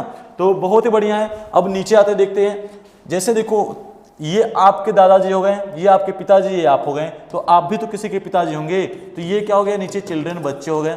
अब इसमें आपके बच्चे, आपकी बहन के बच्चे, आपके भाई के बच्चे, सारे जितने भी बच्चे होंगे ना, ये सब इस लाइन में चलते हैं बराबरी में। और इसके नीचे कौन होता है, तो बोलेंगे सर ग्रैंड चिल्ड्रन होता है। ग्रैंड चिल्ड्रन का मतलब क्या होता है भाई, नाती और पोते होते हैं हमारे, नतनी और पोती होती है हमारी, ठीक है ना। तो ये सारे पीढ़ी दर पीढ़ी हमारे चलते रहते हैं। अगर मेल है कोई मेल, तो मेल के लिए हम लोग क्या लिख चलते हैं भाई, प्लस लेके चलते हैं। कोई फीमेल है तो फीमेल के लिए क्या लिख चलते हैं दोस्तों, माइनस लिख चलते हैं। अब मेल फीमेल का मतलब क्या होता है, वही जेंडर जो डिफाइन करते हैं। तो ये प्लस माइनस कुछ और नहीं है, आप चाहे तो यहाँ माइनस को मेल बना दो और प्लस को फीमेल बना दो, कोई दिक्कत नहीं है। ये बस एक इंडिकेशन देता है कि भाई साहब अगर ए के ऊपर प्लस लगा दिया हूं तो ए मेल है, बी के ऊपर माइनस लगा दिया हूं तो बी क्या है हमारा, फीमेल है, बाकी और कुछ नहीं होता है। बांड की बात करता हूं तो अगर ब्रदर और सिस्टर की बांड है या फिर किसी और का बांड चलता है हमारा, तो उसके लिए हम लोग क्या लगाते हैं दोस्तों, उसके लिए एक सिंगल ऐसे हॉरिजॉन्टल बांड का यूज करते हैं, ठीक है ना, सिंगल बांड का यूज करता हूं। अगर आपका जो संबंध है वह हस्बैंड वाइफ का है, हस्बैंड और वाइफ का है, तो इसके लिए हम लोग क्या लगाते हैं दोस्तों, इसके लिए क्या लगाते हैं, डबल बांड, कपलिंग बांड लगाते हैं। क्या लगाते हैं, कपलिंग बांड। ये कपल है ना, कपल, ठीक है, दो बांड देख लिए, कपल वाला है। अगर मैं आपसे बोलूं कि रिश्ता चलता है वो फादर मदर का चलता है, मदर फादर का चलता है, अदरवाइज किसका चलता है, सन या डॉटर का, डॉटर या सन का चलता है। तो इसके लिए कौन सा बांड लगाएंगे सर, इसके लिए एक वर्टिकल बांड लगाते हैं ऐसे, ठीक है ना। आप इस तरीके से कर दीजिएगा, आपका आंसर बन जाएगा फटाक से। ये इसका बेसिक होता है, ठीक है ना। आप बेसिक अगर पता है तो आप इसको बना लोगे। जैसे देखो मैं बना रहा हूं, यहाँ पे इस साइड में बना रहा हूं, थोड़ा उधर लिख दिया हूं, ठीक है। इधर देखिएगा क्या लिखा हुआ भाई, ये एक्सप्रेशन है, मैं यहाँ पे पूरा लिख रहा हूं, मैं उसको साथ में लेके चलूंगा आपके। लिखा है P और ये साइन है आपका Q है, ठीक है, एक्सक्लेमेशन साइन बोलते हैं उसको। अब ये क्या हो गया, यहाँ पे लिखा हुआ है A B का पति है, यानी पहला वाला दूसरे वाले का पति है, तो P किसका पति हो जाएगा दोस्तों, Q का पति हो गया। तो मैंने P को Q का पति बना दिया। अब ये देखो P है, पति है ना P, तो पति का मतलब क्या होता है प्लस, प्लस का मतलब मेल, पति मेल ही तो होगी ना। अब आज के जमाने में छोड़ दीजिए, जो शादी विवाह हो रहा है उसको छोड़ दीजिए, ठीक है, अदरवाइज क्या होता है, पति मेल हो गया आपका। और पति और पत्नी है तो कौन सा बाण लगेगा दोस्तों, डबल बाण लगेगा, ठीक है ना। और जो Q है उसकी पत्नी बन जाएगी, यहाँ पे क्या लिख देंगे Q, और ये क्या हो गया हमारा माइनस हो गया। मैं एकदम बेसिक से बता रहा हूँ इस चीज को, जान लीजिए। मैं चाहता तो इसको 2 सेकंड में आंखों मुड़ा देता, लेकिन आप सीखिए, आप यहाँ पे सीखने के लिए आए हुए हो, तो अभी सीख रहे हो तो आराम से बेसिक से हम लोग चला जाएगा कैसे क्या सॉल्व करते हैं, ठीक है। इस नाते मैं इस क्वेश्चन को इतना टाइम दे रहा हूं, हर एक क्वेश्चन पे टाइम देकर के आपको बता रहा हूं विद कॉन्सेप्ट के साथ में। अब देखो आगे फिर बढ़ो, ये क्या लिखा हुआ है Q@R लिखा हुआ है ना, तो Q से R, अब एट कहां मिला ऊपर, तो कहेंगे सर A@B का मीन्स क्या है, AB की माँ है, तो जो Q है वो किसकी माँ है, R की ना। अब आप खुद ही बताओ बाबू, ये जो Q है अगर माँ होगी तो माता पिता हमेशा कहाँ होते हैं, ऊपर ना, यानी R उसका क्या होगा, या तो बेटा होगा या तो बेटी होगी, तो R क्या होगा, उसके नीचे होगा, क्योंकि माता पिता कहाँ होते हैं, ऊपर होते हैं, ठीक है। फिर आगे बढ़िए, R@T लिखा हुआ है, सेम वही R@T का मतलब R किसकी माँ है, T की माँ है। अब R को माँ बना दो, R हो गई माइनस पे, किसकी माँ हो गई दोस्तों, T की माँ हो गई। क्लियर है ना, कोई दिक्कत किसी को, भाई माता पिता ऊपर होते हैं, R माँ है तो ऊपर रहेगी, T उसका लड़का है, लड़की होगी तो नीचे हो जाएगी, ठीक है। फिर आगे बढ़िए, क्या लिखा हुआ है, T है GS लिखा हुआ है, मतलब एक एक स्टेप हमको आगे बढ़ना होता है। अगर मैं T है GS, A हैज B लिखा हुआ हो ना, तो A is the son of B, A किसका लड़का है, B का लड़का है। ऐसे ही T की बात करता हूं तो T किसका लड़का हो जाएगा, तो बोलेंगे सर यस का लड़का हो जाएगा। अब आप खुद ही बताओ, T लड़का है तो T पे क्या लगा दिया, प्लस लगा दिया। किसका लड़का है, आपने कहा सर R का लड़का है, तो T किसका लड़का है, S का भी तो लड़का है ना, तो R और S के बीच में कोई संबंध होगा, जरूर होगा सर। अगर T R का लड़का है और T ही S का भी लड़का है तो ये दोनों आपस में पति पत्नी बन जाएंगे, बनेंगे ना। बोला गया ना T R का लड़का है, T ही S का भी लड़का है, तो R और S आपस में क्या बन गए, पति पत्नी बन गए। क्लियर है, चलो देखते हैं आगे क्या पूछा गया आपसे। बोला गया तो यस Q से किस प्रकार संबंधित है, यस Q से किस प्रकार संबंधित है, आप बताओ। Q की लड़की कौन है, R है, और R का हस्बैंड कौन है, S है। सपोज कर लो कि ये आप हो, मान लो, मन में लड्डू फूटने लगे मानते ही, ठीक है ना। ये आप हो, ये आपकी अर्धांगिनी है, ठीक है ना, आपकी कौन है, अर्धांगिनी है, यानी आपकी वाइफ है, आपकी पत्नी है, और ये इनकी मम्मी जी हैं, ठीक है। तो आपकी पत्नी की मम्मी जी आपकी क्या लगेंगे गुरुजी, बताइए जरा। आपकी पत्नी की मम्मी आपकी क्या लगती हैं, हमारी सास लगेगी, सास लगेंगी ना, और आप उनके क्या लगेंगे, आप दामाद, ठीक है ना, जमात, जमाई बोलते हैं उसको, ठीक है, दामाद लगते हैं, यानी सन इन लॉ लगते हैं। जमाई राजा एक आता फिर, हाँ, जमाई राजा अंगना में पधारे, ठीक है। आपके लिए भी बहुत जल्दी गाना बजने वाला ये, अभिषेक सर हमारे शादी करने वाले हैं, बहुत जल्दी ही बुलाएंगे सारे लोगों को, परेशान मत होइए, हमारी तरफ से रहेगा कार्ड। ऐसा नहीं है, अरे गलतफहमी में ना रहना। अरे सर, मन में लड्डू फूट रहा है, आपके चेहरे की चमक देख रहे हैं, बढ़ गई है। इस गलतफहमी में ना रहना, ऐसा कुछ नहीं है, ये जुट्टू अपने से बोल रहे हैं। इनकी शादी हो रही है, हम लोग बारात जाने वाले हैं। हमारी होगी तो हम धूमधाम से निकालेंगे, सबको बुलाएंगे, पूरे गोरखपुर को। सही है। चलो तो बताओ भाई, आंसर आ गया इसका ना, क्या होगा, जमाई राजा, दामाद जी। Option number D is the right answer. कैसे दामाद, देखो बोला गया यश का Q से क्या संबंध है, यश की पत्नी R है, R की माँ Q है। आप खुद सोचो, आपकी पत्नी की माँ आपकी सास लगेगी, तो आप उसकी क्या लगोगे, दामाद लगोगे। यही पूछा था कि आप क्या लगोगे, यानी यश जो है वो Q का क्या लगेगा, आंसर क्या हो गया, दामाद। बात खत्म। चलो बढ़ते नेक्स्ट। बाकी हाँ, ये कॉन्सेप्ट को ध्यान में रखना, ठीक है ना। देखो मैं कॉन्सेप्ट अकॉर्डिंग चलाऊं, भाई ये क्या था, हस्बैंड वाइफ था, तो मैंने क्या लगा दिया, डबल बाउंड लगा दिया ना दोनों बीच में। ये क्या था, माँ बेटी थी, तो माँ बेटी के लिए क्या लगाते हैं, वर्टिकल बाउंड लगा दिया। ये क्या था, फिर हस्बैंड वाइफ हो गई, फिर से क्या लगा दिया, डबल बाउंड लगा दिया। ये माँ बेटी थी, क्या लगा दिया आपका, वर्टिकल बाउंड लगा दिया। इसको ध्यान में रखिएगा, ठीक है ना। ये हमारा डायग्राम बनके तैयार हो जाता है इस तरीके से। कोई दिक्कत किसी को, ठीक है ना, समझ में आया होगा सबके। चलिए बढ़ते हैं नेक्स्ट क्वेश्चन पर। आइए, बहुत ही बढ़िया क्वेश्चन है, आ गया आपका कैलेंडर का क्वेश्चन, आ गया आपका कैलेंडर का क्वेश्चन, ठीक है ना। देखिए क्या है आपका कैलेंडर में, क्या लिखा हुआ है, यदि 12 जून 2020 को शुक्रवार था तो 482 दिनों के बाद सप्ताह का कौन सा दिन होगा। वाह क्या बात है, बहुत ही सिंपल है। 12 जून 2020 को। कौन सा दिन बता रहा है भाई ये? वेडनेसडे, यानी वेंसडे बता रहा है आपको। वेंसडे हो गया ना भाई, कोई दिक्कत किसी को? चलो, अब बोला गया है 482 दिनों के बाद कौन सा दिन होगा। तो एक बात ध्यान रखिएगा, 7 दिन बाद ना वही दिन रिपीट होता है, या यूं कहिए कि एक सप्ताह के बाद कौन सा दिन रिपीट होता है आपका? वही दिन रिपीट होता है। तो हम क्या करेंगे ना, इस 482 को पहले आप डिवाइड कर लीजिए सप्ताह में, यानी कि कैसे बना लीजिए, देखिए 482 लिखा हुआ है ना 482। अब इसको 7 से भाग कर दीजिए। 7 से भाग करने के बाद देखिए कितना दिन आपका बच रहा है, उसको बोलते हैं ऑड डेज। जो बचेगा ना दोस्तों, जो रिमाइंडर होगा, जो शेषफल होगा, उसको क्या बोलते हैं हम लोग? ऑड डेज बोलते हैं। काटिए, 7 छक 42 हो गया, 7 छक 42, 6 बार में जाएगा कितना हो गया आपका? 42 और 6 48 हो गया, 6 बचा आपका 2 हो गया, 7/56 हो जाएगा। कितना बचेगा हमारे पास? 6 बचेगा, ठीक है ना। रिमाइंडर में 6 बचेगा दोस्तों। अब ये कैसे निकालते हैं? अगर आपको नहीं निकालने आता, आप इस तरीके से ऐसे करके निकाल लीजिएगा, इस तरीके से। तो कहेंगे सर 7 छक 42, ये हो गया आपका 6 हो गया, 7 7 7/56, ये हो गया 56, ये 12 में से कितना बचेगा? 6। यही जो है ना, इसको बोलते हैं ऑड डेज। क्या बोलते हैं? ऑड डेज, या फिर रिमाइंडर बोलते हैं, ठीक है ना। अब बताओ कब का पूछा गया है? आगे का पूछा जाएगा तो प्लस करेंगे, पीछे का पूछा जाएगा तो क्या करेंगे? माइनस करेंगे। 482 दिनों के बाद, यानी आगे का पूछ रहा है ना, तो ये जो वेंसडे, इसी में 6 दिन ऐड कर दीजिए। अब कैसे ऐड करोगे? देखो ध्यान से, अगर वेंसडे में 7 दिन ऐड करते हो तो फिर से वेंसडे आ जाएगा, ठीक है ना। तो एक दिन पहले, यानी एक दिन पहले हमारा क्या आना चाहिए भाई? बताइए ध्यान से।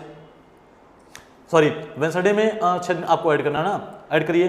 चलिए देखिए, वेंसडे में आप एक दिन ऐड करोगे, फ्राइडे, 2 दिन, सॉरी वेंसडे में एक दिन ऐड करेंगे, थर्सडे, 2 दिन फ्राइडे, 3 दिन सैटरडे, 4 दिन संडे, 5 दिन मंडे, 6 दिन ट्यूसडे। 6 दिन क्या आना चाहिए हमारा? ट्यूसडे आना चाहिए, लेकिन इसमें तो कहीं ट्यूसडे का आंसर है ही नहीं। अच्छा अच्छा अच्छा, देख रहे हो क्यों नहीं है? देख रहे हो विनोद, कैसे हम लोगों को थोड़ा थोड़ा बरगलाया जा रहा है, ठीक है, संतोष पागल बनाया जा रहा है जी हम लोग को। हाँ जी, तो गलती इसमें क्या है? गलती यही है इसमें कि यहाँ पे लिखा हुआ है शुक्रवार। क्या लिखा हुआ है? शुक्रवार। और हमने क्या लिखा हुआ है? वेंसडे। आप लोगों ने बताया ही नहीं कमेंट में भाई। बताओ ऐसे कैसे काम चलता है? ऐसे काम चलेगा नहीं? पी के आइए आप लोग, ऐसे काम चलेगा भाई? ये तो दिक्कत है ना। यहाँ लिखिए सर फ्राइडे, क्या लिख दीजिए? फ्राइडे। और फ्राइडे में जो ये आया है ना, इसी को ऐड कर दीजिए, बात खत्म। फ्राइडे से फ्राइडे 7 दिन, यानी एक दिन पीछे, आंसर क्या हो गया आपका? थर्सडे, ठीक है ना। बहुत ही सिंपल है, कुछ है नहीं। देखिए फ्राइडे में अगर आप 7 दिन ऐड करोगे फिर से फ्राइडे आएगा। मैंने आपसे पहले कहा था कि किसी भी दिन में अगर 7 दिन ऐड करते हो या एक सप्ताह ऐड करते हो तो आपका वही दिन आता है, ठीक है ना। तो बॉटल चाहिए, ले लीजिए, चलिए, हाँ लेते आइएगा। बताइए, तो इसका आंसर कोई डाउट किसी को भाई? जब भी इस तरह के क्वेश्चन दे तो कुछ नहीं करना है, फटाक से क्या करिएगा, जो लिखा हुआ उसको लिख लीजिए। जितने दिनों बाद पूछ रहा है या पीछे का पूछेगा तो माइनस कर देंगे, ये जो माइनस किया हूँ, ठीक है, यहाँ पे प्लस किया हूँ मैं। आगे का पूछेगा तो क्या कर देंगे? प्लस कर देंगे, और कुछ नहीं करना है। अगर यही लिखा होता कि 482 दिनों के पहले कौन सा दिन होता, तो यहाँ पे क्या करते? माइनस करते हैं हम लोग, ठीक है ना। अब देखो फ्राइडे में 1 जोड़ोगे सैटरडे, 2 जोड़ोगे संडे, 3 जोड़ोगे मंडे, 4 जोड़ोगे क्या होता है? ट्यूसडे, 5 जोड़ोगे वेडनेसडे, 6 जोड़ोगे आपका थर्सडे आ जाएगा, गुरुवार। अदरवाइज देखिए आप ऐसे मत करिए ना, 7 दिन बाद आता है, 6 दिन जोड़ना है, 1 माइनस कर दीजिए, बात खत्म, ठीक है। अगर 7 दिन बाद आपका फ्राइडे आता है, 6 जोड़ना है तो 1 माइनस कर दो, ठीक है ना। इस तरीके से करेंगे, आंसर आ जाएगा आपका। चलो बढ़ते हैं नेक्स्ट क्वेश्चन पर। बताइए क्या आंसर होगा? धन्यवाद सर। इस क्वेश्चन का क्या आंसर होगा? लिखा है कि 5:10 पर घड़ी की घंटे और मिनट की सुइयों के बीच में कितने डिग्री का आपका कोण होगा, ठीक है ना। 5:10 घंटे की घड़ी की घंटे और मिनट की सुइयों के बीच कितने विपरीत कोण पूछा गया है, ठीक है। विपरीत कोण क्या होगा हमारा? देखो कैसे निकालते हैं, बहुत सिंपल है, मैं आपको एकदम फार्मूले से बता रहा हूँ। थीटा इक्वल टू क्या होता है? 60 × h डिफरेंस 11 × m/2। आप इसको डायरेक्ट कर सकते हो, 5 में 60 के गुणा करो, 10 में 11 का गुणा करो, बटे 2 कर दो, आंसर आ जाएगा, ठीक है। लेकिन मैं आपको एकदम बेसिक से बता रहा हूँ। देखो ये हो गया हमारा।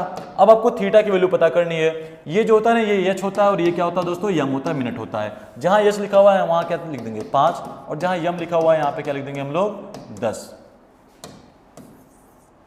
क्या लिख देंगे? 10। और टोटल बटे क्या कर देंगे? 2 कर देंगे। ये कितना हो गया? 300 हो गया। ये कितना हो गया? 110 हो गया। बटे क्या हो गया? 2 हो गया।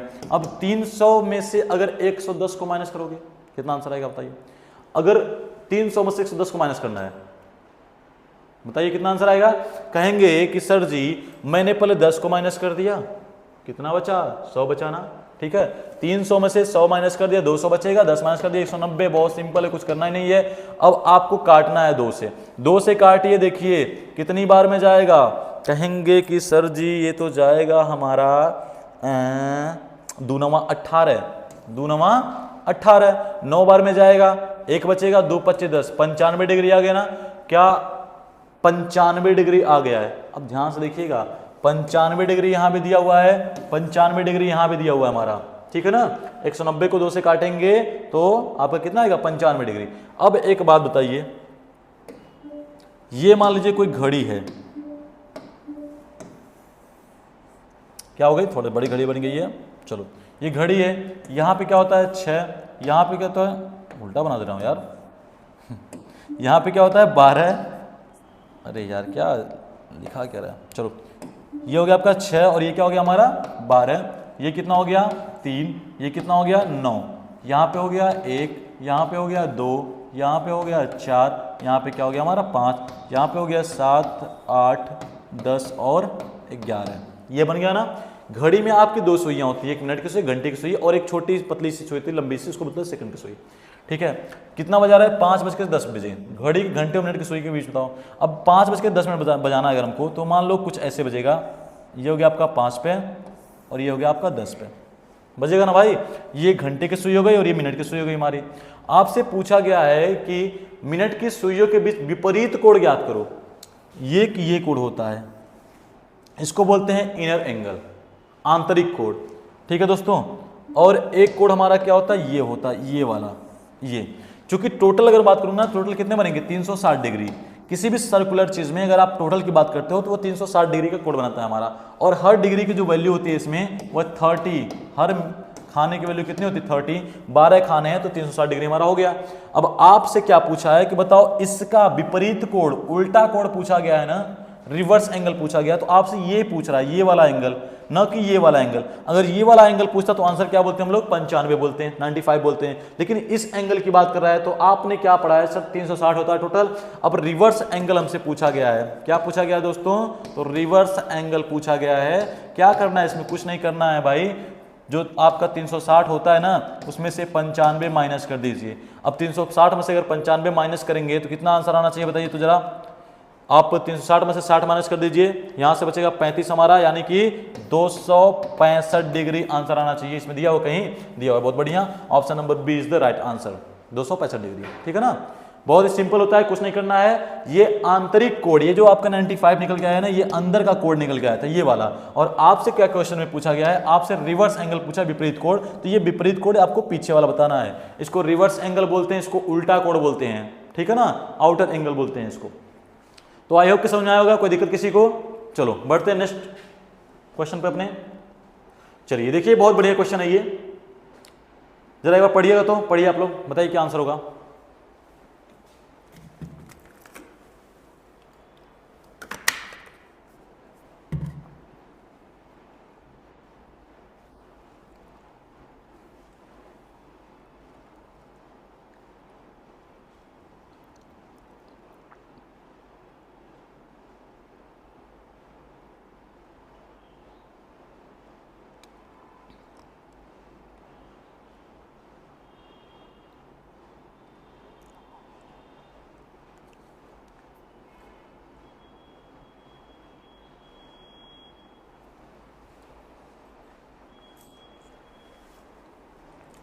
चलिए बताइए क्या आंसर होगा इसका।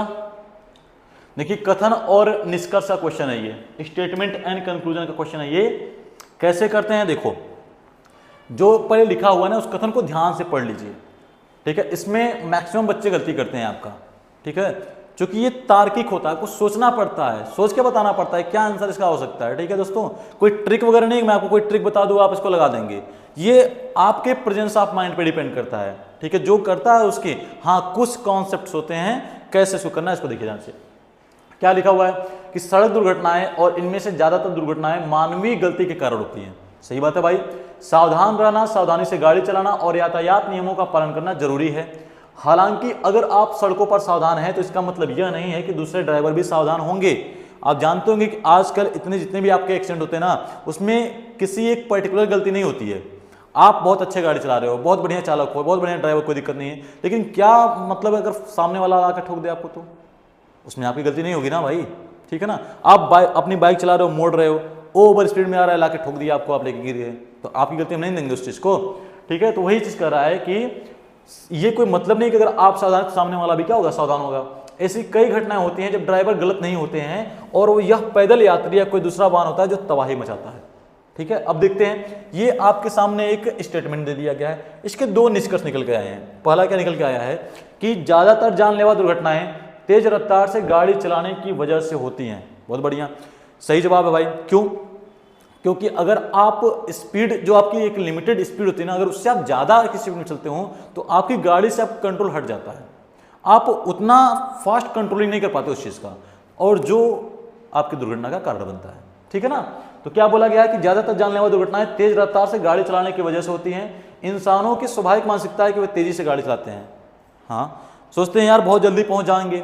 देखो, तेज चलने में और स्लो चलने में मात्र 5 से 10 मिनट का अंतर होता है। अब बहुत ज़्यादा 15 मान लो, ठीक है, उससे ज़्यादा अंतर नहीं कर पाएंगे आप। लेकिन आदमी सोचता है कितनी तेज चला दे गाड़ी कि आप यहाँ बैठे हो, पलक झपकते ही पहुँच जाओ, ठीक है, गोरखपुर बहुत, तो पलक झपकते ही लखनऊ पहुँच जाओ, ठीक है। वही चीज़ ये कर रहा है कि बहुत मानसिकता है, स्वाभाविक मानसिकता है कि वो तेजी से गाड़ी चलाते हैं। दूसरा देखिए क्या लिखा हुआ है, सड़क के चौराहे पर यह आम बात है, गाड़ियाँ बिना ट्रैफिक लाइट की परवाह किए सड़क पार कर जाती हैं। रेड लाइट जंप करने के पीछे मुख्य उद्देश्य समय बचाना है। एकदम सही बात है, ठीक है ना। रेड लाइट को जंप करने का मुख्य उद्देश्य क्या है? समय बचाना। लोग सोचते हैं यार रुकेंगे 2 मिनट 3 मिनट 5 मिनट का लेट लगेगा, हमको वेट करना पड़ेगा, इससे अच्छा भाव जंप करते हैं, आगे बढ़ते हैं, हमारा समय बचेगा। यानी कि अगर इस क्वेश्चन का मैं आंसर बताऊं तो आपके इस कथन के अकॉर्डिंग ये भी सही है और ये भी सही है, दोनों सही है। काहे सही है भाई? क्योंकि आपके दुर्घटनाओं के बारे में यहाँ पे दिया गया है, ट्रैफिक के बारे में दिया गया है, वही चीज आपके इसमें लिखा हुआ है, ज्यादातर जानलेवा दुर्घटना तेज रफ्तार से गाड़ी चलाने की वजह से होती है। यानी ये जो आपका निष्कर्ष है ये इस कथन को फॉलो करता है, ठीक है ना। और दूसरा क्या है, ये भी जो है आपका, ये भी इस कथन को फॉलो करता है। तो अगर फॉलो करेगा तो सही है, फॉलो नहीं करेगा, विपरीत अगर बताएगा तो क्या हो जाएगा दोस्तों, गलत हो जाएगा, ठीक है ना। यानी कि दोनों सही। तो ऑप्शन नंबर कौन सा जाएगा हमारा? बोथ 1 एंड 2 फॉलोज दोनों। आप लोग देखे होंगे कि आजकल ट्रैफिक नियम कुछ ज्यादा ही फॉलो किए जा रहे हैं। क्यों? क्योंकि सरकार ने नियमावली में कुछ चेंजेस किए हैं, ट्रैफिक के चालान मार दिया है और फाइन जो लगाया बहुत तगड़ा फाइन लगाया हुआ है, ठीक है, जेब ढीली हो जाएगी। तो अब थोड़ा सा हो रहा है ना, तो पहले क्या था, पहले लोग ट्रैफिक को तोड़ देते थे, रेड लाइट है फिर भी क्या करते थे, निकल जाते थे। चलिए बढ़ते हैं नेक्स्ट पर। तो इसको देखिए कैसे करना होता है ना, जो आपका कथन है आपको कथन के विपरीत नहीं जाना है, ठीक है, इसी में से निष्कर्ष को निकालना है। अगर आपका निष्कर्ष को फॉलो करता है तो सही है, नहीं करता तो गलत है। चलो नेक्स्ट पे आओ। चलो ये किसका क्वेश्चन है भाई? स्टेटमेंट दिया हुआ है, अनुसरण करते, ठीक है। चलो देखो क्या लिखा हुआ है, इस प्रश्न में एक कथन के बाद 2 कार्रवाई, इसको बोलते हैं statement and course of action. फिर से ध्यान से देखिएगा, इसको बोलते हैं स्टेटमेंट एंड कंक्लूजन। ये कथन और निष्कर्ष है, ये कथन और कार्यवाही है, आपके अलग अलग होते हैं। कथन और निष्कर्ष अलग है, कथन और कार्यवाही अलग है, कथन और पूर्वधारणा अवधारणा मान्यताएं अलग हैं, कथन और तर्क अलग हैं, कथन और कारण और उनके प्रभाव ये अलग हैं, न्याय निगमन ये अलग होता है, ठीक है। ये अलग अलग टॉपिक्स हैं जिनको एक ही मिलाकर के लॉजिकल या एनालिटिकल रीजनिंग बना दिया गया है, ठीक है ना। देखो पढ़िए क्या लिखा हुआ है, लिखा है इस प्रश्न में एक कथन के बाद 2 कार्यवाही तरीके दिए गए हैं जिनमें फर्स्ट और सेकंड क्रमांकित किया गया है। आपको कथन में दी गई सभी बातों को सत्य मानना चाहिए और कथन में दी गई जानकारी के आधार पर तय करना चाहिए कि कौन सी कार्यवाही या कार्यवाही तार्किक रूप से आगे बढ़ने के लिए सही है। जैसे ये तो आपको अभी एक इंस्ट्रक्शन दिया था, अब यहां से आपका कथन स्टार्ट होता है कि शहर ए में यातायात की भीड़भाड़ एक दैनिक समस्या बन गई है। अधीर चालक लंबी लाइनों में इंतजार करते हैं और हताशा में अपने हॉर्न बजाते हैं। शहर ए की सड़कें वाहनों की लगातार बढ़ती संख्या को संभालने के लिए सुसज्जित नहीं हैं, जो जीवन की गुणवत्ता का त्याग किए बिना तेजी से शहरीकरण के प्रबंधन की चुनौती का प्रतीक लगती हैं। अब ये चीजें थोड़ी सी समस्या के रूप में उभर के आई हैं, तो इस पर आप कार्यवाही क्या करोगे? देखिए, निजी वाहनों के लिए प्रभावी विकल्प प्रदान करने के लिए सार्वजनिक परिवहन में निवेश करना और उसे बढ़ावा देना है। जैसे आपने देखा होगा दिल्ली में प्रदूषण को बचाने के लिए ऑड और इवन का फॉर्मूला चला था कि इस दिन ऑड नंबर की गाड़ियां चलेंगी, इस दिन इवन नंबर की गाड़ियां चलेंगी। तो वही ये भी कर रहे हैं कि निजी वाहनों के लिए एक प्रभावी विकल्प बनाने के लिए सार्वजनिक परिवहन में निवेश करना, उसे बढ़ावा देने की आवश्यकता होगी। आप देखेंगे एक बस में अगर 70 सीटें ना तो उसमें 70 लोग बैठ सकते हैं, एक बस की बात कर रहा हूं। लेकिन अगर आप वही अगर इंडिविजुअली आप अपनी अपनी गाड़ी से जाएंगे, अगर आप कार से जाते हो तो 70 कार लेके जाना पड़ेगा दोस्तों। अब आप बताओ एक छोटी सी बस जो कि कितना स्थान घेरेगी, बहुत उड़ के घेरेगी तो मान लो 20 मीटर 50 मीटर घेर सकती है, ठीक है, इतने में आप 70 लोगों को उसमें ले जा सकते हो। लेकिन अगर मैं बात करता हूँ 70 गाड़ियों का, एक लंबा ट्रैफिक जाम लग जाएगा, ठीक है, वही चीज यहाँ पे कहा जा रहा है। दूसरा क्या कर रहा है कि आसपास की इमारतों और दुकानों को ध्वस्त करके सभी प्रमुख सड़कों को चौड़ा करना। खुद बताइए, ये आपके सामने एक समस्या है थोड़ी सी, नीचे 2 कार्यवाही दी गई है, कौन सी कार्यवाही आप करेंगे, जरा सोच लीजिए तो।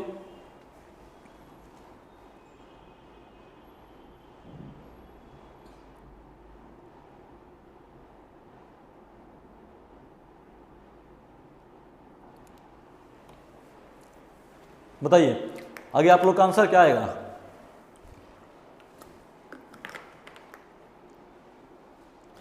अजर व्रत की वजह से गला सूख जा रहा है, क्योंकि सुबह से मान लो चाय वगैरह कुछ भी नहीं पिए हैं, सिर्फ आकर करके आपको पढ़ा रहे हैं 7 बजे से ही, तो थोड़ी दिक्कत है, लेकिन कोई ना।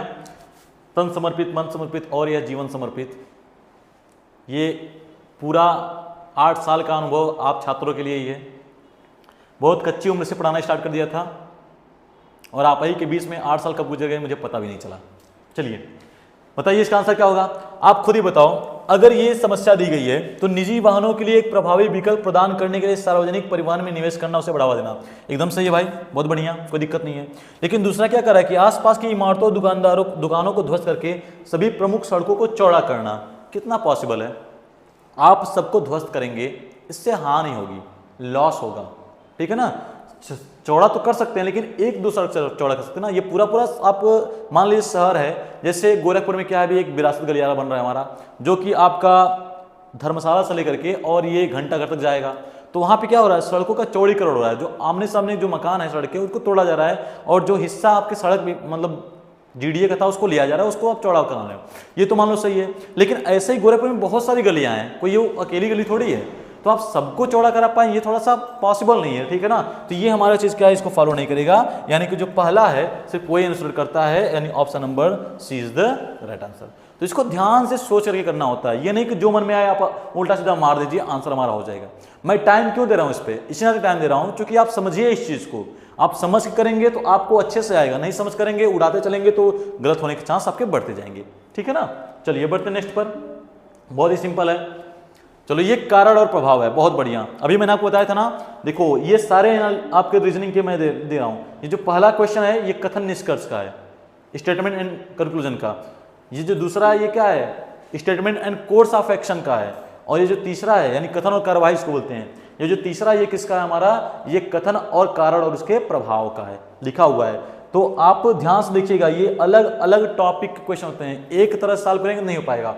अब इसमें देखो एक कथन दिया हुआ है, क्या दिया है कि इस प्रश्न में 2 कथन 1 और 2 दिए गए हैं। ये कथन स्वतंत्र कारण या स्वतंत्र कारणों के प्रभाव का एक सामान्य कारण हो सकता है।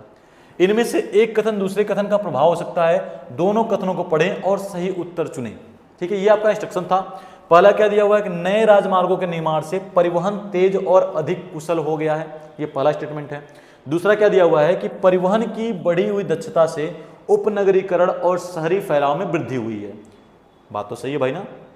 देखो अब बताओ ये क्या दिया है, दूसरा कारण है और इसका पहला इसका संभावित प्रभाव है, यानी कारण क्या है, किस कारण से क्या इफेक्ट पड़ेगा, आपको यही इसमें बताना होता है।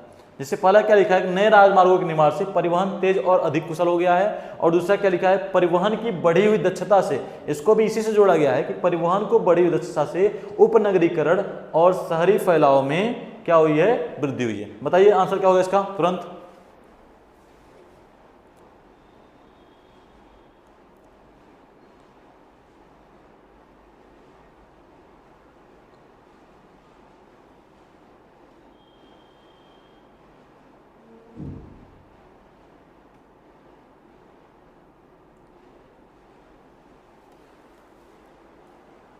बताइए क्या आंसर होगा इसका दोस्तों।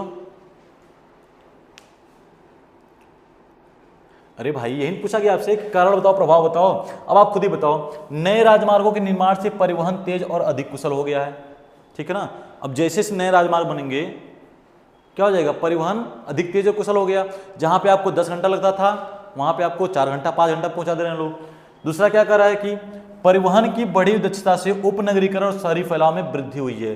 सही बात है, एकदम बात है, ठीक है ना। तो आप क्या कहोगे सर, पहला कारण है, कारण क्या हुआ है कि नए राजमार्ग का जब निर्माण हुआ है तो परिवहन तेज और अधिक कुशल हो गया है, और जिसके वजह से, जिसके प्रभाव से क्या हो गया है, परिवहन की बढ़ी दक्षता से यानी उसके प्रभाव से उपनगरीकरण और शहरी फैलाव में क्या हुई है, वृद्धि हुई है, ठीक है ना। यानी इसका अगर मैं देखूं तो क्या हो सकता है, ये option number B is the right answer.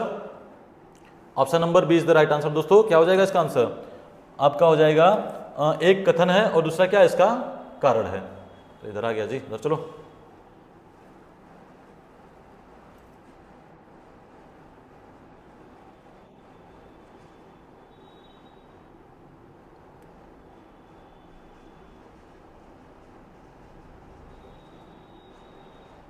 ठीक है ना, चलो देखो।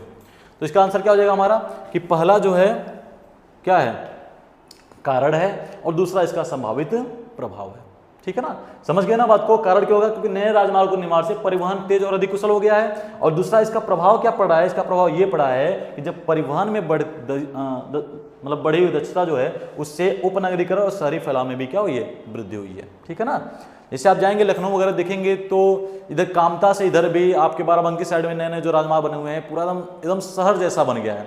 आप गोरखपुर में नौसड़ क्रॉस करेंगे देखेंगे आपको एकदम शहर जैसी फीलिंग आएगी, है कि हालांकि वो गांव ही है ना, लेकिन एकदम शहर जैसी फीलिंग आती है वहां पर। और ये रीजन क्या है आपके शहरी फैलाव का। चलिए तो बढ़ते हैं नेक्स्ट क्वेश्चन पर। बताइए इसका आंसर क्या होगा। ये भी आपका वही है, इसमें बताना है कौन सा कथन सत्य है और कौन सा कथन असत्य है। आपके सामने एक कथन लिखा हुआ है कि शुक्र सूर्य से सबसे दूर स्थित ग्रह है। ये पहला कथन हो गया, मतलब अभी कथन हो गया। दूसरा इसका कारण क्या है कि शुक्र पूरे सौरमंडल का सबसे छोटा ग्रह है। बताइए अब भाई कौन नहीं बता सकता इस क्वेश्चन को यार। हाँ मतलब अगर कोई 7th 8th 9th का लड़का होगा ना वो भी बता देगा। चलो बताओ क्या आंसर होगा इसका।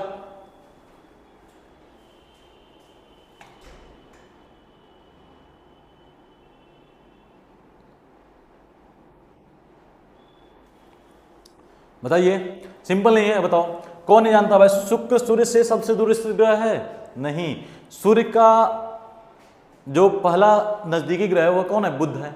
बुध के बाद दूसरा नंबर किसका आता है? शुक्र का आता है, यानी विनस का। तो ये तो हमारा गलत हो गया, गलत हो गया ना भाई, ये भी गलत हो गया। दूसरा क्या लिखा हुआ है? शुक्र पूरे सौरमंडल का सबसे छोटा ग्रह है, ये भी तो गलत है। सबसे छोटा ग्रह कौन सा है हमारा? बुध है, मरकरी। तो ये भी क्या हो गया हमारा? गलत हो गया। यानी कि आप क्या कर सकते हो कि हाँ ये कह सकते हो option number B is the right answer. Both A and R are wrong. A और आर दोनों क्या है हमारे? असत्य हैं। बताइए सर, आप ही क्वेश्चन है ये। Venus is the farthest. अच्छा शुक्र जो है सूर्य से सबसे दूर है। फार्देस्ट, दूर। Venus is the smallest planet in India solar system. ये दोनों गलत है ना। बस वही तो बात कर रहे हैं इनसे। सूर्य से सबसे दूर तो वीनस है नहीं, सबसे दूर तो यूरेनस है, और स्मॉलेस्ट प्लैनेट तो है नहीं। स्मॉलेस्ट कौन है? मरकरी। मरकरी जो सूर्य के सबसे पास है। मतलब थोड़ा थोड़ा हमको भी आता है, ज्योग्राफी पढ़ाया है मैंने अभी बच्चों को। नहीं आता बस आपको। अरे सर चल, तो इसका आंसर समझ गए ना आप लोग कैसे होगा। तो दोनों के दोनों हमारे क्या है दोस्तों? गलत है। ठीक है, चलिए तो चलिए बढ़ते फिर अपने नेक्स्ट क्वेश्चन पर। दोस्तों आपके सामने ये डेटा लिखा हुआ है, ठीक है ना। इस पर कम से कम 2 से 3 क्वेश्चन आपके पूछते हैं। जैसे ऊपर देखेंगे आप तो क्या लिखा हुआ है? 15 से 17 ये क्वेश्चन है हमारे, लेकिन उसके पहले कुछ निर्देश दिए गए हैं। तो इन निर्देशों को हम ध्यान से एक बार पढ़ लेते हैं। क्या लिखा हुआ है कि एक बहुराष्ट्रीय कंपनी अपने शीर्ष कार्यकारी पदों के लिए विशिष्ट मानदंडों के आधार पर उम्मीदवारों का चयन कर रही है। चयन की शर्तें कुछ इस प्रकार से हैं कि उम्मीदवार के पास क्या क्या होना चाहिए। एक पहला क्या होना चाहिए? उद्योग में कम से कम 15 वर्ष का प्रगतिशील अनुभव होना चाहिए। जैसे मान लीजिए मैं एक टीचर हूं, मैं टीचिंग कर रहा हूं, पढ़ा रहा हूं, तो कम से कम मेरे पास 15 वर्षों का अनुभव होना चाहिए। दूसरा क्या लिखा हुआ है कि व्यवसाय प्रशासन या संबंधित क्षेत्र में उन्नत डिग्री प्राप्त करें। मतलब किसी न किसी प्रकार की उसमें व्यवसाय प्रशासन में या उससे संबंधित क्षेत्र में उसके पास कोई डिग्री होनी चाहिए, जैसे बीकॉम हो गया, MBA हो गया, इस तरीके की डिग्री। फिर क्या बोल दिया इसमें कि असाधारण नेतृत्व कौशल और सफल रणनीतिक निर्णय लेने का सिद्ध रिकॉर्ड प्रदर्शित करे। और लास्ट का क्या दिया हुआ है? कम से कम 2 अंतर्राष्ट्रीय भाषाओं में निपुण हो। उसके बाद कुछ रिलैक्सेशन दे दिया गया है कि मान लीजिए अगर आप इसको नहीं मतलब फुलफिल कर पा रहे हो, इसको नहीं आप दे पा रहे हो, तो इसमें आपको कुछ रिलैक्स दे रहा है। क्या दिया है पहले में कि हालांकि अपवादों पर विचार किया जा सकता है। क्या विचार कर सकते हैं? पहला दिया हुआ है कि पहले के तहत, यानी जो पहला है के तहत कार्य कर रहे हैं लेकिन उनके पास उत्कृष्ट उपलब्धियों के साथ 12 वर्ष का अनुभव है तो मामला कार्यकारी बोर्ड को भेजा जाएगा। यानी अगर 15 वर्ष से कम का अनुभव 12 वर्ष का हो तो मामला किसको भेजा जाएगा दोस्तों? कार्यकारी बोर्ड को। दूसरा क्या लिखा हुआ है दूसरे में कि उल्लिखित किसी व्यक्ति के पास कंपनी के लिए अत्यधिक मूल्यवान अद्वितीय कौशल है तो मामले को प्रतिभा अधिग्रहण समिति को भेजा जा सकता है। कह रहा है दूसरे वाले में, यानी जो आपका ये लिखा था कि व्यवसाय प्रशासन या संबंधित क्षेत्र में उन्नत डिग्री प्राप्त करें, उसके अकॉर्डिंग क्या कर रहा है कि अगर उल्लिखित किसी व्यक्ति के पास कंपनी के लिए अत्यधिक मूल्यवान या अद्वितीय कौशल है तो मामले को प्रतिभा अधिग्रहण समिति को भेजा जा सकता है। तीसरा क्या लिखा हुआ सी वाले में कि 3 के अनुसार, यानी जो लास्ट वाला है उसके अनुसार, लेकिन केवल एक अंतर्राष्ट्रीय भाषा में पारंगत हो, ठीक है, तो मामला भाषा और नेतृत्व समन्वय को भेजा जा सकता है। यानी कि मान लीजिए अगर ये लिखा हुआ है कि कम से कम 2 राष्ट्रीय भाषाओं में निपुण है, उसके अकॉर्डिंग बोला गया है कि अगर कोई एक ही भाषा में वो पारंगत हो तो मामला भाषा और नेतृत्व समन्वय के पास में भेजा जा सकता है। तो ये हमारे कुछ निर्देश थे, इसको आप लोग ध्यान से पढ़ लीजिएगा। फिर आते हैं इसके क्वेश्चन पर, कैसे ये क्वेश्चन हमारा पूछा जाता है। तो देखिए पहला क्वेश्चन आपके सामने है, क्या लिखा हुआ है? एम्मा 15 वर्षों के प्रगतिशील अनुभव और कंपनी के लिए अत्यधिक मूल्यवान, यानी उसके पास अनुभव कितने वर्षों का है दोस्तों? तो कहेंगे सर 15 वर्षों का अनुभव है, 15 ईयर्स का। कितने वर्षों का है? 15 वर्षों का। तो 15 वर्षों के प्रगतिशील अनुभव और कंपनी के लिए अत्यधिक मूल्यवान एक अद्वितीय कौशल सेट के साथ कार्यकारी पद के लिए आवेदन कर रही है। असाधारण नेतृत्व कौशल और सफल रणनीतिक निर्णय लेने का एक सिद्ध रिकॉर्ड प्रदर्शित करे। उसके पास बिजनेस एडमिनिस्ट्रेशन में एक उन्नत डिग्री भी है और वह अंग्रेजी और जर्मन, यानी 2 भाषाओं की जो बात किया गया था उन 2 भाषाओं में वह धारा प्रवाह भी है, यानी जानकारी उसके पास। तो कार्रवाई का उचित तरीका क्या होगा? अब ये चीजें इसके पास में दिया हुआ है, एम्मा के पास में। आपके पीछे ये निर्देश दिए गए थे, इन्हीं निर्देशों के तहत हम उसको कंपनी में हायर करेंगे, ठीक है ना। तो आप खुद ही बताओ, पहला क्या लिखा हुआ है? उद्योग में कम से कम 15 वर्ष का प्रगतिशील अनुभव चाहिए ना भाई। एम्मा जी के पास कितने वर्षों का अनुभव है? तो कह रहे हैं सर 15 वर्षों के प्रगतिशील अनुभव और कंपनी के अत्यधिक मूल्यवान, यानी कि उनके पास अनुभव है 15 वर्षों का। तो ये तो हमारा सही है, कोई दिक्कत नहीं है। दूसरा देखिए क्या लिखा हुआ है कि व्यवसाय प्रशासन या संबंधित क्षेत्र में उन्नत डिग्री उनके पास होनी चाहिए। आपका ये क्या लिखा हुआ है कि बिजनेस एडमिनिस्ट्रेशन में एक उन्नत डिग्री है उनके पास, यानी उन्होंने MBA करके रखा हुआ है। फिर क्या हो गया? फिर बताइए, फिर लिखा हुआ है यहाँ पर तीसरे वाले में, देखिए क्या लिखा हुआ भाई? लिखा है कि कम से कम 2 अंतर्राष्ट्रीय भाषाओं में निपुण होनी चाहिए। और आपका एम्मा जी कितनी भाषाओं में निपुण है? तो आपने लिखा हुआ सर अंग्रेजी और जर्मन 2 भाषाओं में निपुण है, यानी 3 को तो ये पूरा एकदम सेटिस्फाई कर रहा है, ठीक है ना। आगे देखिए फिर क्या लिखा हुआ इसमें, एक चीज हमारा ये लिखा हुआ है, ये वाला क्या लिखा हुआ है कि असाधारण नेतृत्व कौशल और सफल रणनीतिक निर्णय लेने का सिद्ध रिकॉर्ड प्रदर्शित करें। ये वाला देखिए क्या लिखा हुआ है इसमें कि असाधारण नेतृत्व कौशल और सफल रणनीतिक निर्णय लेने का एक सिद्ध रिकॉर्ड प्रदर्शित करें, ठीक है ना, ये लिखा हुआ है। अब देखिए कुछ लोगों के दिमाग में ये चल रहा होगा कि सर जी इस क्वेश्चन का आंसर तो हमारा ये होना चाहिए कि प्रतिभा अधिग्रहण समिति को भेजा गया मामला, ठीक है, ये उनके दिमाग में चलेगा। लेकिन चूंकि आप तीसरे वाले को लेकर के सर जो ये चीज यहां पर लिखा गया है वही सेम टू सेम हमारा इसमें भी लिखा गया है, तो आप इस नाते कहेंगे कि आपका प्रतिभा अधिग्रहण समिति को भेजा गया मामला है। क्योंकि तीसरे वाले में देखेंगे तो एक आपको दिया गया है रिलैक्सेशन, क्या दिया गया है कि व्यक्ति के पास कंपनी के लिए अत्यधिक मूल्यवान अद्वितीय कौशल है तो मामले को प्रतिभा अधिग्रहण समिति को भेजा जा सकता है, ठीक है ना। अद्वितीय कौशल है और क्या है? अत्यधिक मूल्यवान अद्वितीय कौशल है तो उसको अधिग्रहण समिति को भेजा जा सकता है। अब इसमें देखिए एम्मा जी के पास में है कि नहीं है, बोला गया ना अत्यधिक मूल्यवान एक अद्वितीय कौशल के सेट के साथ लिखा हुआ है ना, कार्यकारी पद के लिए आवेदन कर रही है, यानी उनके पास ऑलरेडी है ये चीज, ठीक है। तो असाधारण नेतृत्व कौशल और सफल रणनीतिक निर्णय लेने का एक सिद्ध रिकॉर्ड प्रदर्शित करती हैं। अब इस कंडीशन में क्या किया जाएगा? इस कंडीशन में इसके अकॉर्डिंग जो हमारा यहाँ पे दिया गया है कि व्यक्ति के पास कंपनी के लिए अत्यधिक मूल्यवान अद्वितीय कौशल है तो मामले को प्रतिभा अधिग्रहण समिति को भेजा जा सकता है। क्या किया जा सकता है दोस्तों? तो इसको भेजा जा सकता।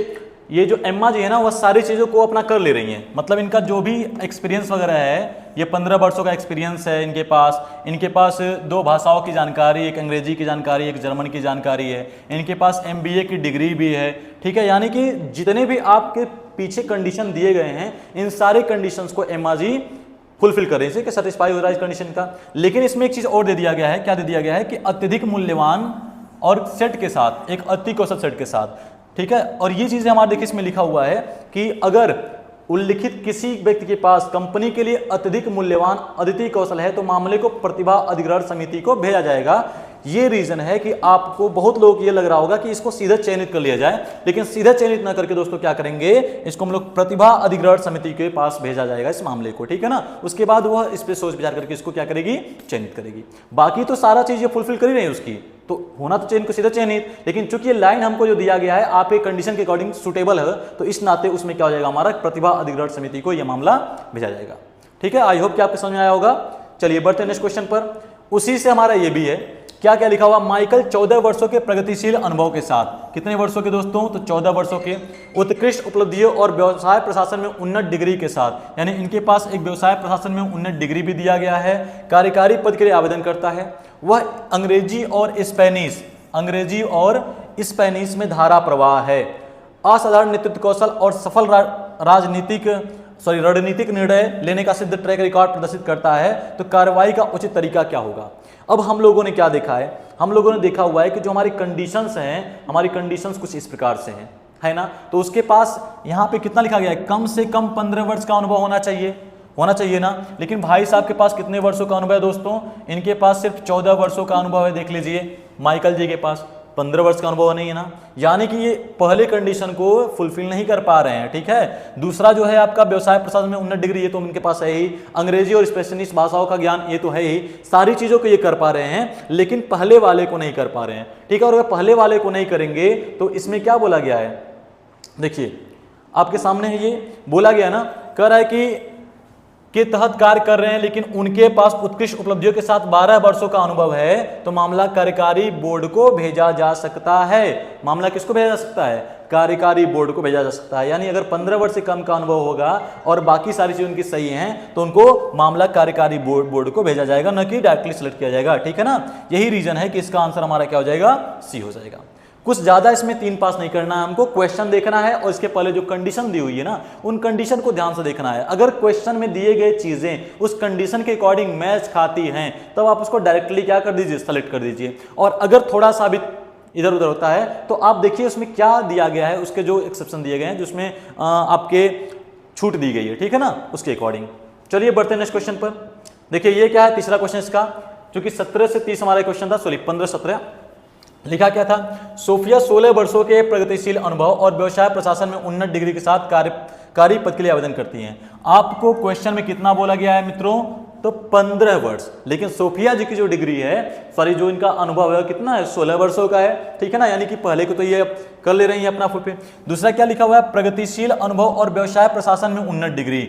आपका ये भी जो दिया गया था कि एक डिग्री होनी चाहिए, वो भी इनके पास है। लिखा गया है असाधारण नेतृत्व कौशल और सफल रणनीतिक निर्णय लेने का सिद्ध ट्रैक रिकॉर्ड भी प्रदर्शित करती हैं, ये भी प्रदर्शित करती हैं, और इनके पास अंग्रेजी भाषा और फ्रेंच भाषा का ज्ञान भी है। ठीक है ना, अंग्रेजी भाषा और फ्रेंच भाषा का ज्ञान भी, यानी धारा प्रवाह बोलती हैं। तो बताइए क्या होना चाहिए इनके साथ में भाई। अब बताओ, इनको सीधे सेलेक्ट करेंगे कि मामला कार्यकारी बोर्ड को भेजा जाना चाहिए। अब मैं आपको थोड़ा सा कंपेयर कराता हूं, आप इस क्वेश्चन को ध्यान से देखिएगा और इस क्वेश्चन को ध्यान से देखिएगा, आप पाएंगे कि सारी चीजें लगभग में सेम टू सेम है। ठीक है ना, लेकिन यहां पर लिखा गया प्रतिभा अधिग्रहण समिति को भेजा गया मामला है ये। ठीक है ना, और इसमें क्या हो जाएगा आपका, इस वाले में क्या हो जाएगा हमारा, इस वाले में आपका हो जाएगा कि मामला जो है वह कार्यकारी बोर्ड को भेजा जाएगा। सही है, बताइए।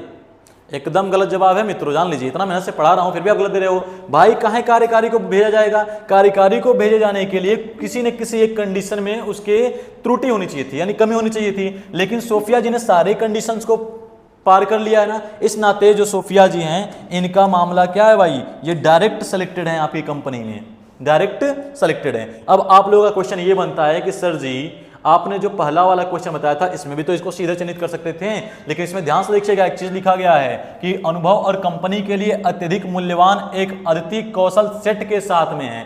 यही एक लाइन है जिनको सीधा न सेलेक्ट करा के प्रतिभा अधिग्रहण समिति के पास भेजा जाएगा पहले मामला। और इसमें अगर आप देखेंगे तो इसमें कहीं भी उस तरीके का आपका लाइन नहीं दिया गया है। कहीं दिया गया भाई, नहीं दिया गया, नेतृत्व कौशल और सफल रणनीतिक निर्णय लेने का सिद्ध रिकॉर्ड है, ये दिया गया इसमें। ठीक है ना दोस्तों। तो यही रीजन है कि उसमें हम लोग क्या करते थे, पहले प्रतिभा वाले में बेचते थे, इसमें क्या हो गया, इनका सीधे चिन्हित हो जाएंगे। बाकी इस पे मैं विधिवत वीडियो बना के लाऊंगा, क्योंकि इसको समझाने के लिए एक पूरा हमको चार्ट बनाना पड़ता है, क्या क्या कंडीशंस अप्लाई करनी होती है, इस तरीके से बता करके फिर आपको बताएंगे। ठीक है, इस पूरे चैप्टर का, पूरे टॉपिक का मैं अलग से एक वीडियो बनाऊंगा। चलो आते हैं इस क्वेश्चन पर। बहुत बढ़िया क्वेश्चन है, क्या लिखा गया है भाई, देखिए ध्यान से। नीचे एक प्रश्न दिया गया है जिसके बाद दो कथन 1 और 2 दिए गए हैं। आपको यह तय करना है कथनों में दी गई जानकारी प्रश्न का उत्तर देने के लिए पर्याप्त है या नहीं है। दोनों कथनों को पढ़ें और उचित विकल्प का चयन करें।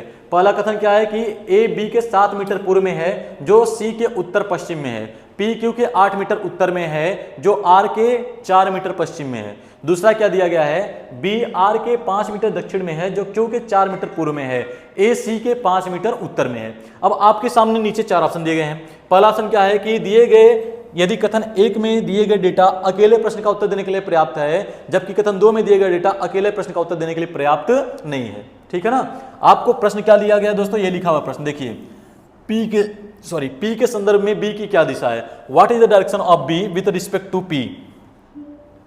ठीक है ना, यही क्वेश्चन हमारा, ये पूरा क्वेश्चन है आपका कि what is the direction of B with respect to P, P के संदर्भ में बी की क्या दिशा है। चलिए मैं आपको एकदम बेसिक से बताता हूं कैसे करते हैं इसको। जो लिखा पहले इसको लिख लीजिए, क्या लिखा हुआ है, ए बी के 7 मीटर पूर्व में है। मैं आपको दिशाओं का ज्ञान बताऊं तो ये दिशाएं होती हैं, बीच में सेंटर होता है, इधर होता है आपका ईस्ट दिशा, ईस्ट डायरेक्शन, इधर क्या होता है दोस्तों हमारा वेस्ट, ऊपर क्या होता है नॉर्थ, और नीचे क्या होता है हमारा साउथ। ये हमारी दिशाएं होती हैं। ठीक है ना। अब देखिए ध्यान से क्या क्या लिखा हुआ है, मैं उसको बनाता हूं। ए बी के 7 मीटर पूर्व में है, ए जो है ना वो बी के 7 मीटर पूर्व में है। अगर मैं बी को यहां बनाता हूं तो यहां ए हो गया, और ये दूरी कितनी हो गई हमारी 7 मीटर हो गई।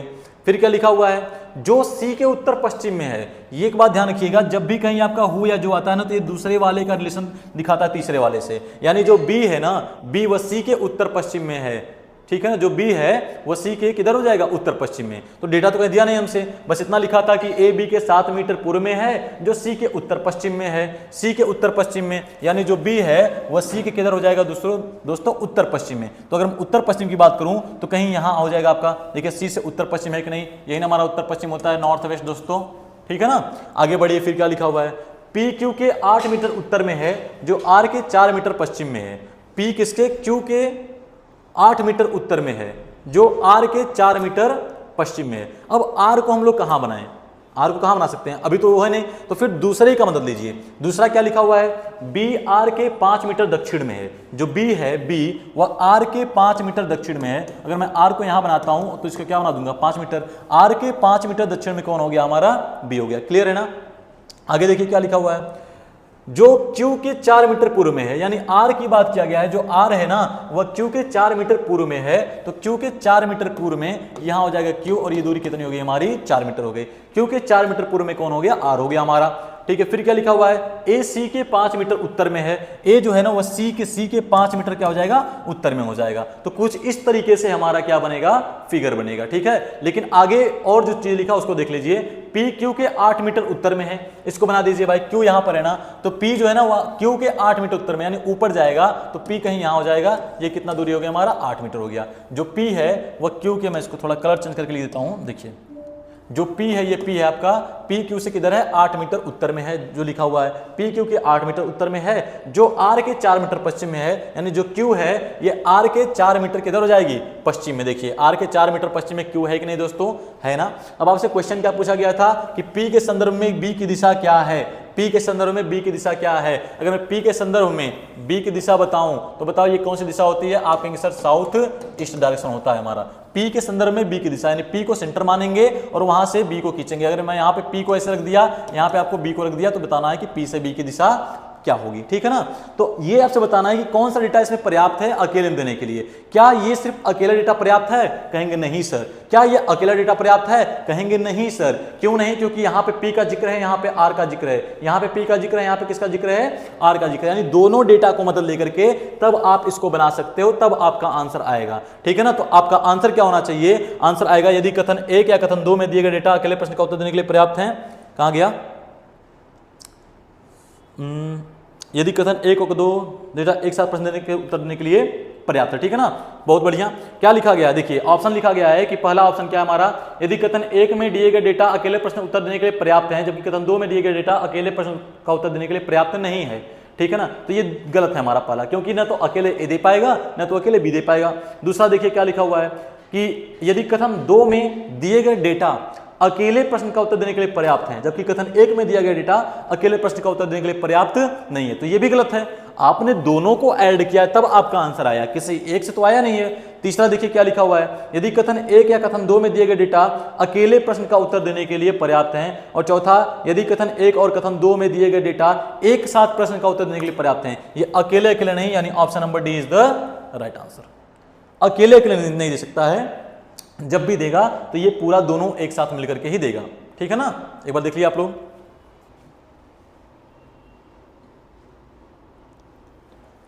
चलिए हो गया ना, बढ़ते नेक्स्ट क्वेश्चन पे अपने। आइए चलिए, बहुत बढ़िया क्वेश्चन है। ये होता है क्वेश्चन आपकी paper folding and paper cutting का, ठीक है ना। कुछ ज्यादा इसमें नहीं करना है, नॉन वर्बल का क्वेश्चन है, सिंपल होता है। आपको एक आकृति दी गई है और बताया गया कि इस आकृति को जैसे जैसे मोड़ा गया है उसी अकॉर्डिंग मोड़ लीजिए। मोड़ने के बाद फिर काटना है, तो काटने के बाद ना जैसे आपने मोड़ा हुआ है उसी प्रकार से इसको ओपन भी करना होता है। ये नहीं कि मोड़े किसी और तरीके से हैं और ओपन किसी और तरीके से करेंगे, ठीक है ना। जैसे आप इसको मोड़ेंगे वैसे इसको ओपन भी करना होता है। अब ये पहले दिया गया, जो तीर का निशान है एरो का ना, वैसे ही मोड़ेंगे। पहले इसको हमने ऐसे मोड़ दिया, फिर इसको ऐसे ऐसे मोड़ दिया, यानी एक त्रिभुजाकार बन गया हमारा, और उसके बाद फिर काट दिया, एक यहाँ से काट दिया, एक यहाँ से काट दिया, ठीक है ना।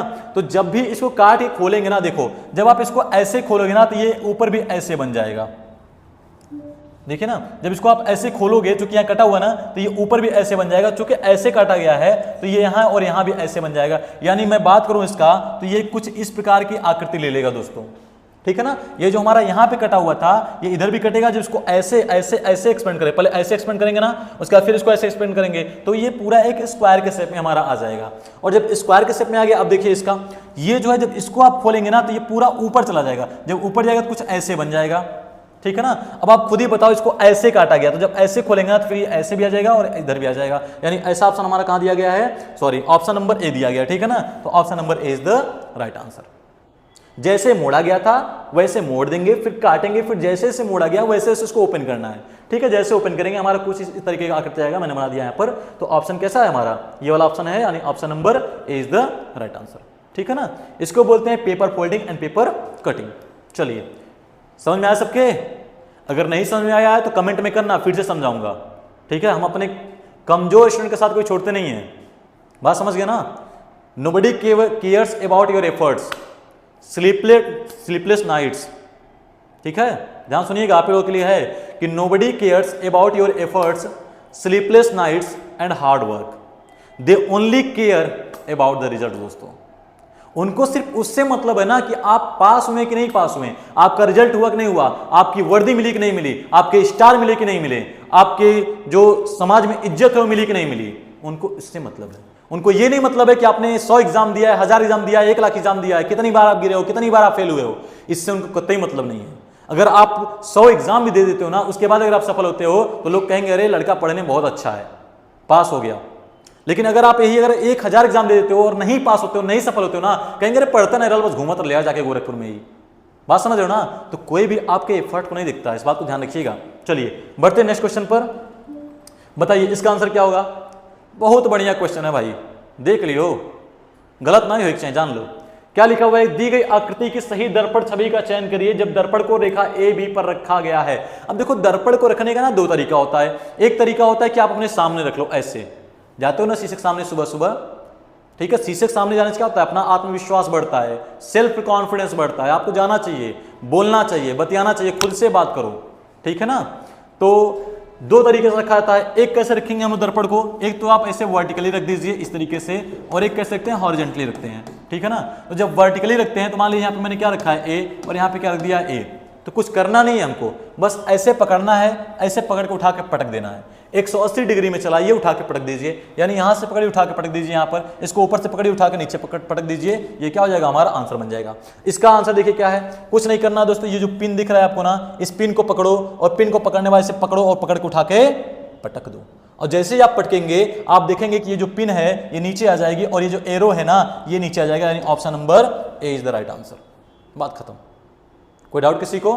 चलो नहीं होना चाहिए। बढ़ते हैं नेक्स्ट क्वेश्चन पर। चलिए 24 बहुत बढ़िया क्वेश्चन है। एम्बेडेड फिगर सन्निहित आकृतियां बोलते हैं इसको। क्या लिखा गया है, उत्तर आकृतियों में से उस विकल्प का चयन कीजिए जिसमें दी गई प्रश्न आकृति निहित है।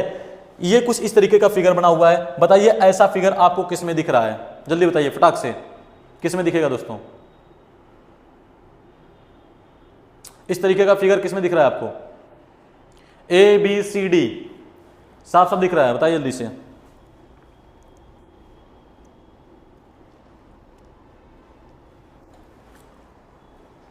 चलिए हो गया। देखिए ए में दिख रहा है, कहेंगे सर नहीं दिख रहा है, क्योंकि ए में ऐसे ऐसे बना हुआ है। बी में दिख रहा है, कहेंगे नहीं दिख रहा है सर, ठीक है। सी में दिख रहा है, कहेंगे सर नहीं दिख रहा है, क्योंकि ये देखिए तिरछा गया ना ये वाला, अगर मैं इसको लेता भी हूं ऐसे तो कहाँ ये हो पाएगा, ये वाला लाइन इसमें नहीं है। डी में देखा जाए फिर, अगर ए बी सी में नहीं तो ऑप्शन डी ही तो बचा हुआ हमारे पास ना, तो डी में ही होगा। अब डी में खोजिए कहाँ कहाँ आप कैसे कैसे कर सकते हो भाई डी में, कहेंगे सर एकदम मिल गया हमको। हमने कहा जब बता दो भाई अगर मिल गया तो कैसे मिल गया आपका, तो आपने कहा सर देखिए इसको उठाइए, ऐसे ले जाइए, ऐसे ले जाइए, ऐसे ले जाइए, ऐसे ले जाइए, ऐसे ले जाइए, ऐसे ले जाइए, ऐसे ले जाइए, ऐसे ले जाइए, मिल गया, ठीक है ना। यानी कि आप ऐसे करेंगे, देखिए मैं बना दे रहा हूं, ऐसे गया, ऐसे गया, ऐसे गया, ऐसे ऐसे ऐसे ऐसे ऐसे। अब ये फिगर इस फिगर से मैच खा रहा है नहीं खा रहा है, खुद ही बताओ ना, खा रहा है ना दोस्तों, तो option number D is the right answer. बाकी किसी में तो नहीं है ना। एम्बेडेड फिगर का मतलब ये होता है जो फिगर आपको दिया गया ऐसा ही फिगर सेम टू सेम किसी न किसी फिगर में आपका दिखना चाहिए। चलो बढ़ते हैं नेक्स्ट क्वेश्चन पर। यह भी बहुत ही सिंपल क्वेश्चन है, आपको एनालॉजी का क्वेश्चन है, ये फिगर कॉम्प्लेक्शन बोलते हैं, आकृति पूर्ति बोलते हैं। अब आप खुद ही देखो ना, ये 3 आकृतियां आपको दी गई हैं, चौथे में क्वेश्चन मार्क लगा हुआ है। चौथे में क्वेश्चन मार्क में क्या आना चाहिए? आपने क्या देखा सर, इधर ये बना हुआ है इस तरीके से, पिज्जा का छोटा सा भाग है। अभी हमारे दुर्गेश सर खाए हैं इतना बड़ा पिज्जा, अभिषेक सर उसका आधा खा लिए, बताइए, और खा करके कह रहे हैं कि मैं जब आया हूं तो थोड़ा बचा था, यानी कि आज सारा पिज्जा अभिषेक सर ही खा गए आपका, बताइए। अब इतना सा पिज्जा, ये जो छोटा पिज्जा दिख रहा है ना, ये अभिषेक सर खाए हैं, नहीं अभिषेक सर नहीं, तो उल्टा बोल दिए, ये दुर्गेश सर खाए हैं। और ये जो बड़ा वाला पिज्जा का पार्ट दिख रहा है ना, बड़ा वाला, ये अभिषेक सर खा लिए हैं, मान लीजिए ऐसा, आप लोग भी खा सकते हो, ठीक है ना। तो ये छोटा वाला पिज्जा है। अब आप खुद ही बताओ, ये कोई दिखेगा ना कहेगा सर यहाँ पिज्जा आना चाहिए, कैसे आएगा भाई? ये और ये एक समान है, तो ये और ये कैसे होना चाहिए? एक समान होना चाहिए ना। अब इसमें कैसे दिख रहा है? ये तो होगा नहीं, ये तो होगा नहीं, ये हो सकता है भाई, कर सकते हैं, बताइए, इसको कर सकते हैं, जल्दी बताइए आप लोग, उसको कर सकते हैं कि नहीं कर सकते हैं? देख बताइए फटाक से, इसमें और इसमें क्या होना चाहिए, डी और सी में, जल्दी बताइए। कहेंगे सर ऑप्शन नंबर डी होगा। क्यों डी होगा, सी क्यों नहीं होगा भाई? इसका रीजन बताओ। क्योंकि सर ये जो आकृति दिख रही है ना, इसमें बड़ी दिख रही है, जब इसको हम इसमें रखेंगे ना तो ये भी छोटा सा ही दिखेगा हमको। कैसा दिखेगा?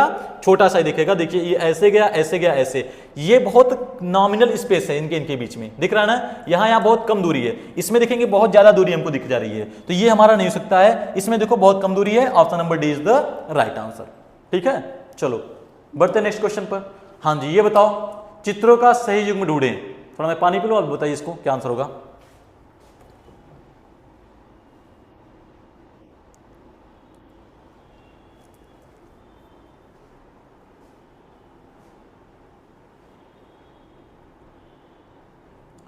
चलिए बताइए क्या आंसर होगा इसका, आपके सामने दिया गया है।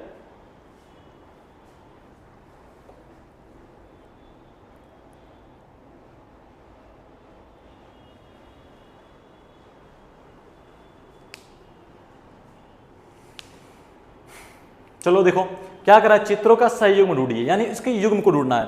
युग्म का मतलब कुछ इस प्रकार से हमारी ऑप्शन दिए गए हैं। पहला क्या लिखा हुआ है 179246358, दूसरा क्या लिखा हुआ है 1 2 3, यानी 1 2 3 फिर 4 6 5 फिर 7 8 9, 1 2 3 1 2 3 4 6 5, अच्छा, और फिर क्या दिया हुआ है 7 8 और 9 दिया हुआ, ठीक है, बहुत बढ़िया। चलो ठीक है ना। पहले हम इसको देखते हैं दोस्तों ध्यान से, देखिए ध्यान से। पहला अगर मैं बात करता हूं ना पहले वाले का, तो पहला क्या लिखा है 179। अगर मैं 1 की बात करता हूं तो 1 ऐसे बना हुआ है, यानी सर्कल है, सर्कल में 2 लाइन है, ठीक है, और 7 ऐसे बना हुआ है, इसमें क्या है लाइन है, और 9 भी क्या है, सर्कल और सर्कल में लाइन है, ठीक है ना। चलो ये एक जैसे फिगर हुए हैं, ठीक है। फिर आते हैं 2 4 6 में। 2 4 6 कैसे लिखा हुआ है, 2 है 4 है 6 है, ये भी देखो सही जा रहा है भाई। 2 में भी सर्कल है, 1 2 3 लाइन भी खींचा गया है, इसमें भी सर्कल है, तो 1 2 और 3 इसमें भी लाइन खींचा गया है, और 6 में भी क्या है, सर्कल है, और 1 2 3 लाइन क्या है हमारे 6 में भी खींची गई है। यानी 2 में भी 3 लाइन खींची गई है सर्कल के अंदर, इसमें भी 4 में भी कितनी लाइन खींची गई है सर्कल के अंदर, ठीक है, 3 लाइन खींची गई है, और 6 में भी कितनी खींची गई है, 3 लाइन ही खींची गई, ठीक है ना। तो ये 246 हो गया हमारा। अब आते हैं 358 को देख लेते हैं। इसको ऐसे चेक करना पड़ता है क्या होता है, ठीक है। तो 358 देखिए, 3 में देखेंगे ना तो इसके ये बराबर अगल बगल खींची गई है। 5 में भी क्या खींची गई, ऐसे ही। 8 में भी क्या खींची गई, इससे किनारों किनारों पे, यानी बीच में कोई लाइन नहीं दिख रहा है दोस्तों ना, बीच में कोई लाइन नहीं दिख रहा है। अगर आप किसी और ऑप्शन को चूज करते हो 1 2 3, देखो 1 2 3 1 2 3, ये गड़बड़ हो गया। 2 के अंदर तो लाइन है लेकिन इसके बाहर लाइन हो गए, यानी ये मिसमैच है, ये नहीं बन सकता है। 4 5 8 4 5 8 4 5 8, देखो साफ साफ ये दोनों बाहर है तो ये अंदर वाली लाइन आ गई, ये भी मिसमैच हो गया, नहीं बन सकता है। 3 7 4 3 7 4 3 7 4, बहुत बढ़िया, दोनों अंदर लाइन है, ये क्या है, बाहर की लाइन हो गई, ये भी मिसमैच हो गया, नहीं बन सकता। यानी कि option number is the right answer. जिसके समझ नहीं आएगा बोल देना एक बार कमेंट में, ठीक है ना, फिर से बता दूंगा, लेकिन एक बार में समझ जाना चाहिए। क्या लिखा हुआ है, 179 179, मैंने क्या बोला, सारी लाइनें कहां है, अंदर हैं इसके, तो 179 एक पेयर बना रहा है। 246 देखो 246, तीनों में बीच में सर्कल में 3 3 लाइनें हैं, अंदर लाइनें हैं ना, ये एक पेयर बना रहा है। फिर क्या दिया, 358 358 क्या है हमारा, बाहर लाइनें खींची गई हैं, ये एक पेयर बना रहा है, यानी कि option number A is the right answer. चलो बढ़ते नेक्स्ट पर। फोन आ रहा है चाचा का, चलिए कोई ना। चलो बताओ क्या आंसर होगा इसका, जल्दी बताइए। तो ऑप्शन नंबर कौन सा होगा इसका, तुरंत बताइए।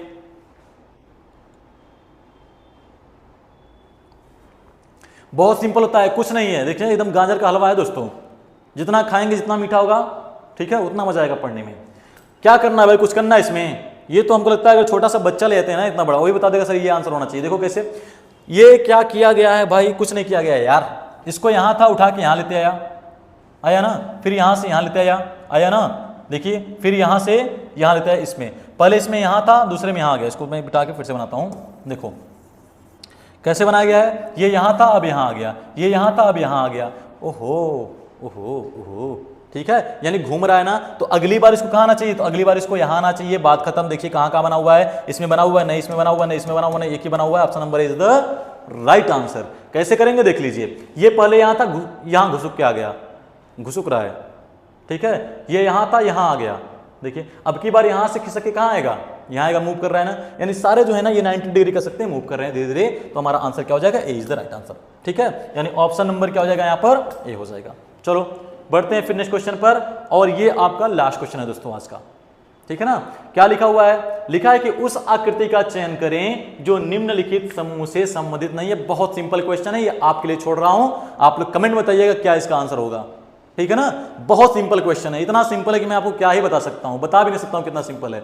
आप देख करके आंसर बता देंगे कि सर ये इसका आंसर हो जाएगा तुरंत विद इन सेकंड, यानी कि जैसे धोनी स्टंपिंग करता है ना 0 पॉइंट कुछ सेकंड में, वैसे आप क्वेश्चन को देख करके आंखों आंखों बढ़ा देंगे सर कि ये इसका आंसर होगा, ठीक है। तो ये आपके लिए है, ठीक है, बताएंगे नेक्स्ट में, नेक्स्ट वीडियो में इसका आंसर क्या होगा, ये आपका होमवर्क है दोस्तों। तो आज के लिए बस इतना ही। आई होप कि आपको ये वीडियो समझ में आया होगा, ठीक है। बहुत ही बढ़िया सेशन था, बहुत अच्छे अच्छे क्वेश्चन थे, उम्दा क्वेश्चन थे, आपके एग्जाम के ओरिएंटेड क्वेश्चन थे। आप आराम से घर पे जाइएगा, पूरा वीडियो देखिएगा। अगर आप एक वीडियो का आधा पार्ट देखते हो या कुछ पार्ट देखते हो ना, तो देखने का कोई मतलब नहीं है, ठीक है दोस्तों, जब तक पूरा वीडियो ना देखिए, क्योंकि ये उन बच्चों के लिए बनाया जा रहा है जो बच्चे पढ़ने के प्रति लगन से, उनके पास एक लगन हो पढ़ने के प्रति, ठीक है, एक जुझारू प्रवृत्ति के इंसान हो, जो मेहनत करने से, हार्ड वर्क करने से डरते ना हो। तो एक बार फिर से आप लोग हैं, एक आप ही लोगों के लिए एक लाइन है दुर्गेश सर की, क्योंकि जितनी लाइनें लिखे हैं सब दुर्गेश सर ही हैं, ठीक है। कभी भी हैं, कवि कलश है हमारे यहाँ की, ये छावा मूवी की जैसे कवि कलश है, तो ये वनडे से कवि कलश हैं, उसको मैं बोल दिया हूँ। ये लाइन सुनिएगा दोस्तों, क्या लिखा हुआ है कि नजर लक्ष्य पर थी, नजर लक्ष्य पर थी, गिरे और संभलते रहे, नजर लक्ष्य पर थी, गिरे और संभलते रहे, हवाओं ने पूरा जोर लगा दिया, हवाओं ने, आंधियों ने, तूफानों ने, चक्रवातों ने, साइक्लोन जिसको बोलते हैं, पूरा जोर लगा दिया, लेकिन चिराग फिर भी जलते रहे, या कह सकते हैं फिर भी चिराग जलते रहे। बुझा नहीं सकता है कोई, आपकी चमक आपके हाथ में है, आप जितना चाहेंगे उतना चमकेंगे, ठीक है ना। तो इसी के साथ मैं अपनी वाणी को विराम देता हूं, मिलते हैं नेक्स्ट वीडियो में। Thank you, have a good day, tata bye bye, वंदे मातरम, जय हिंद।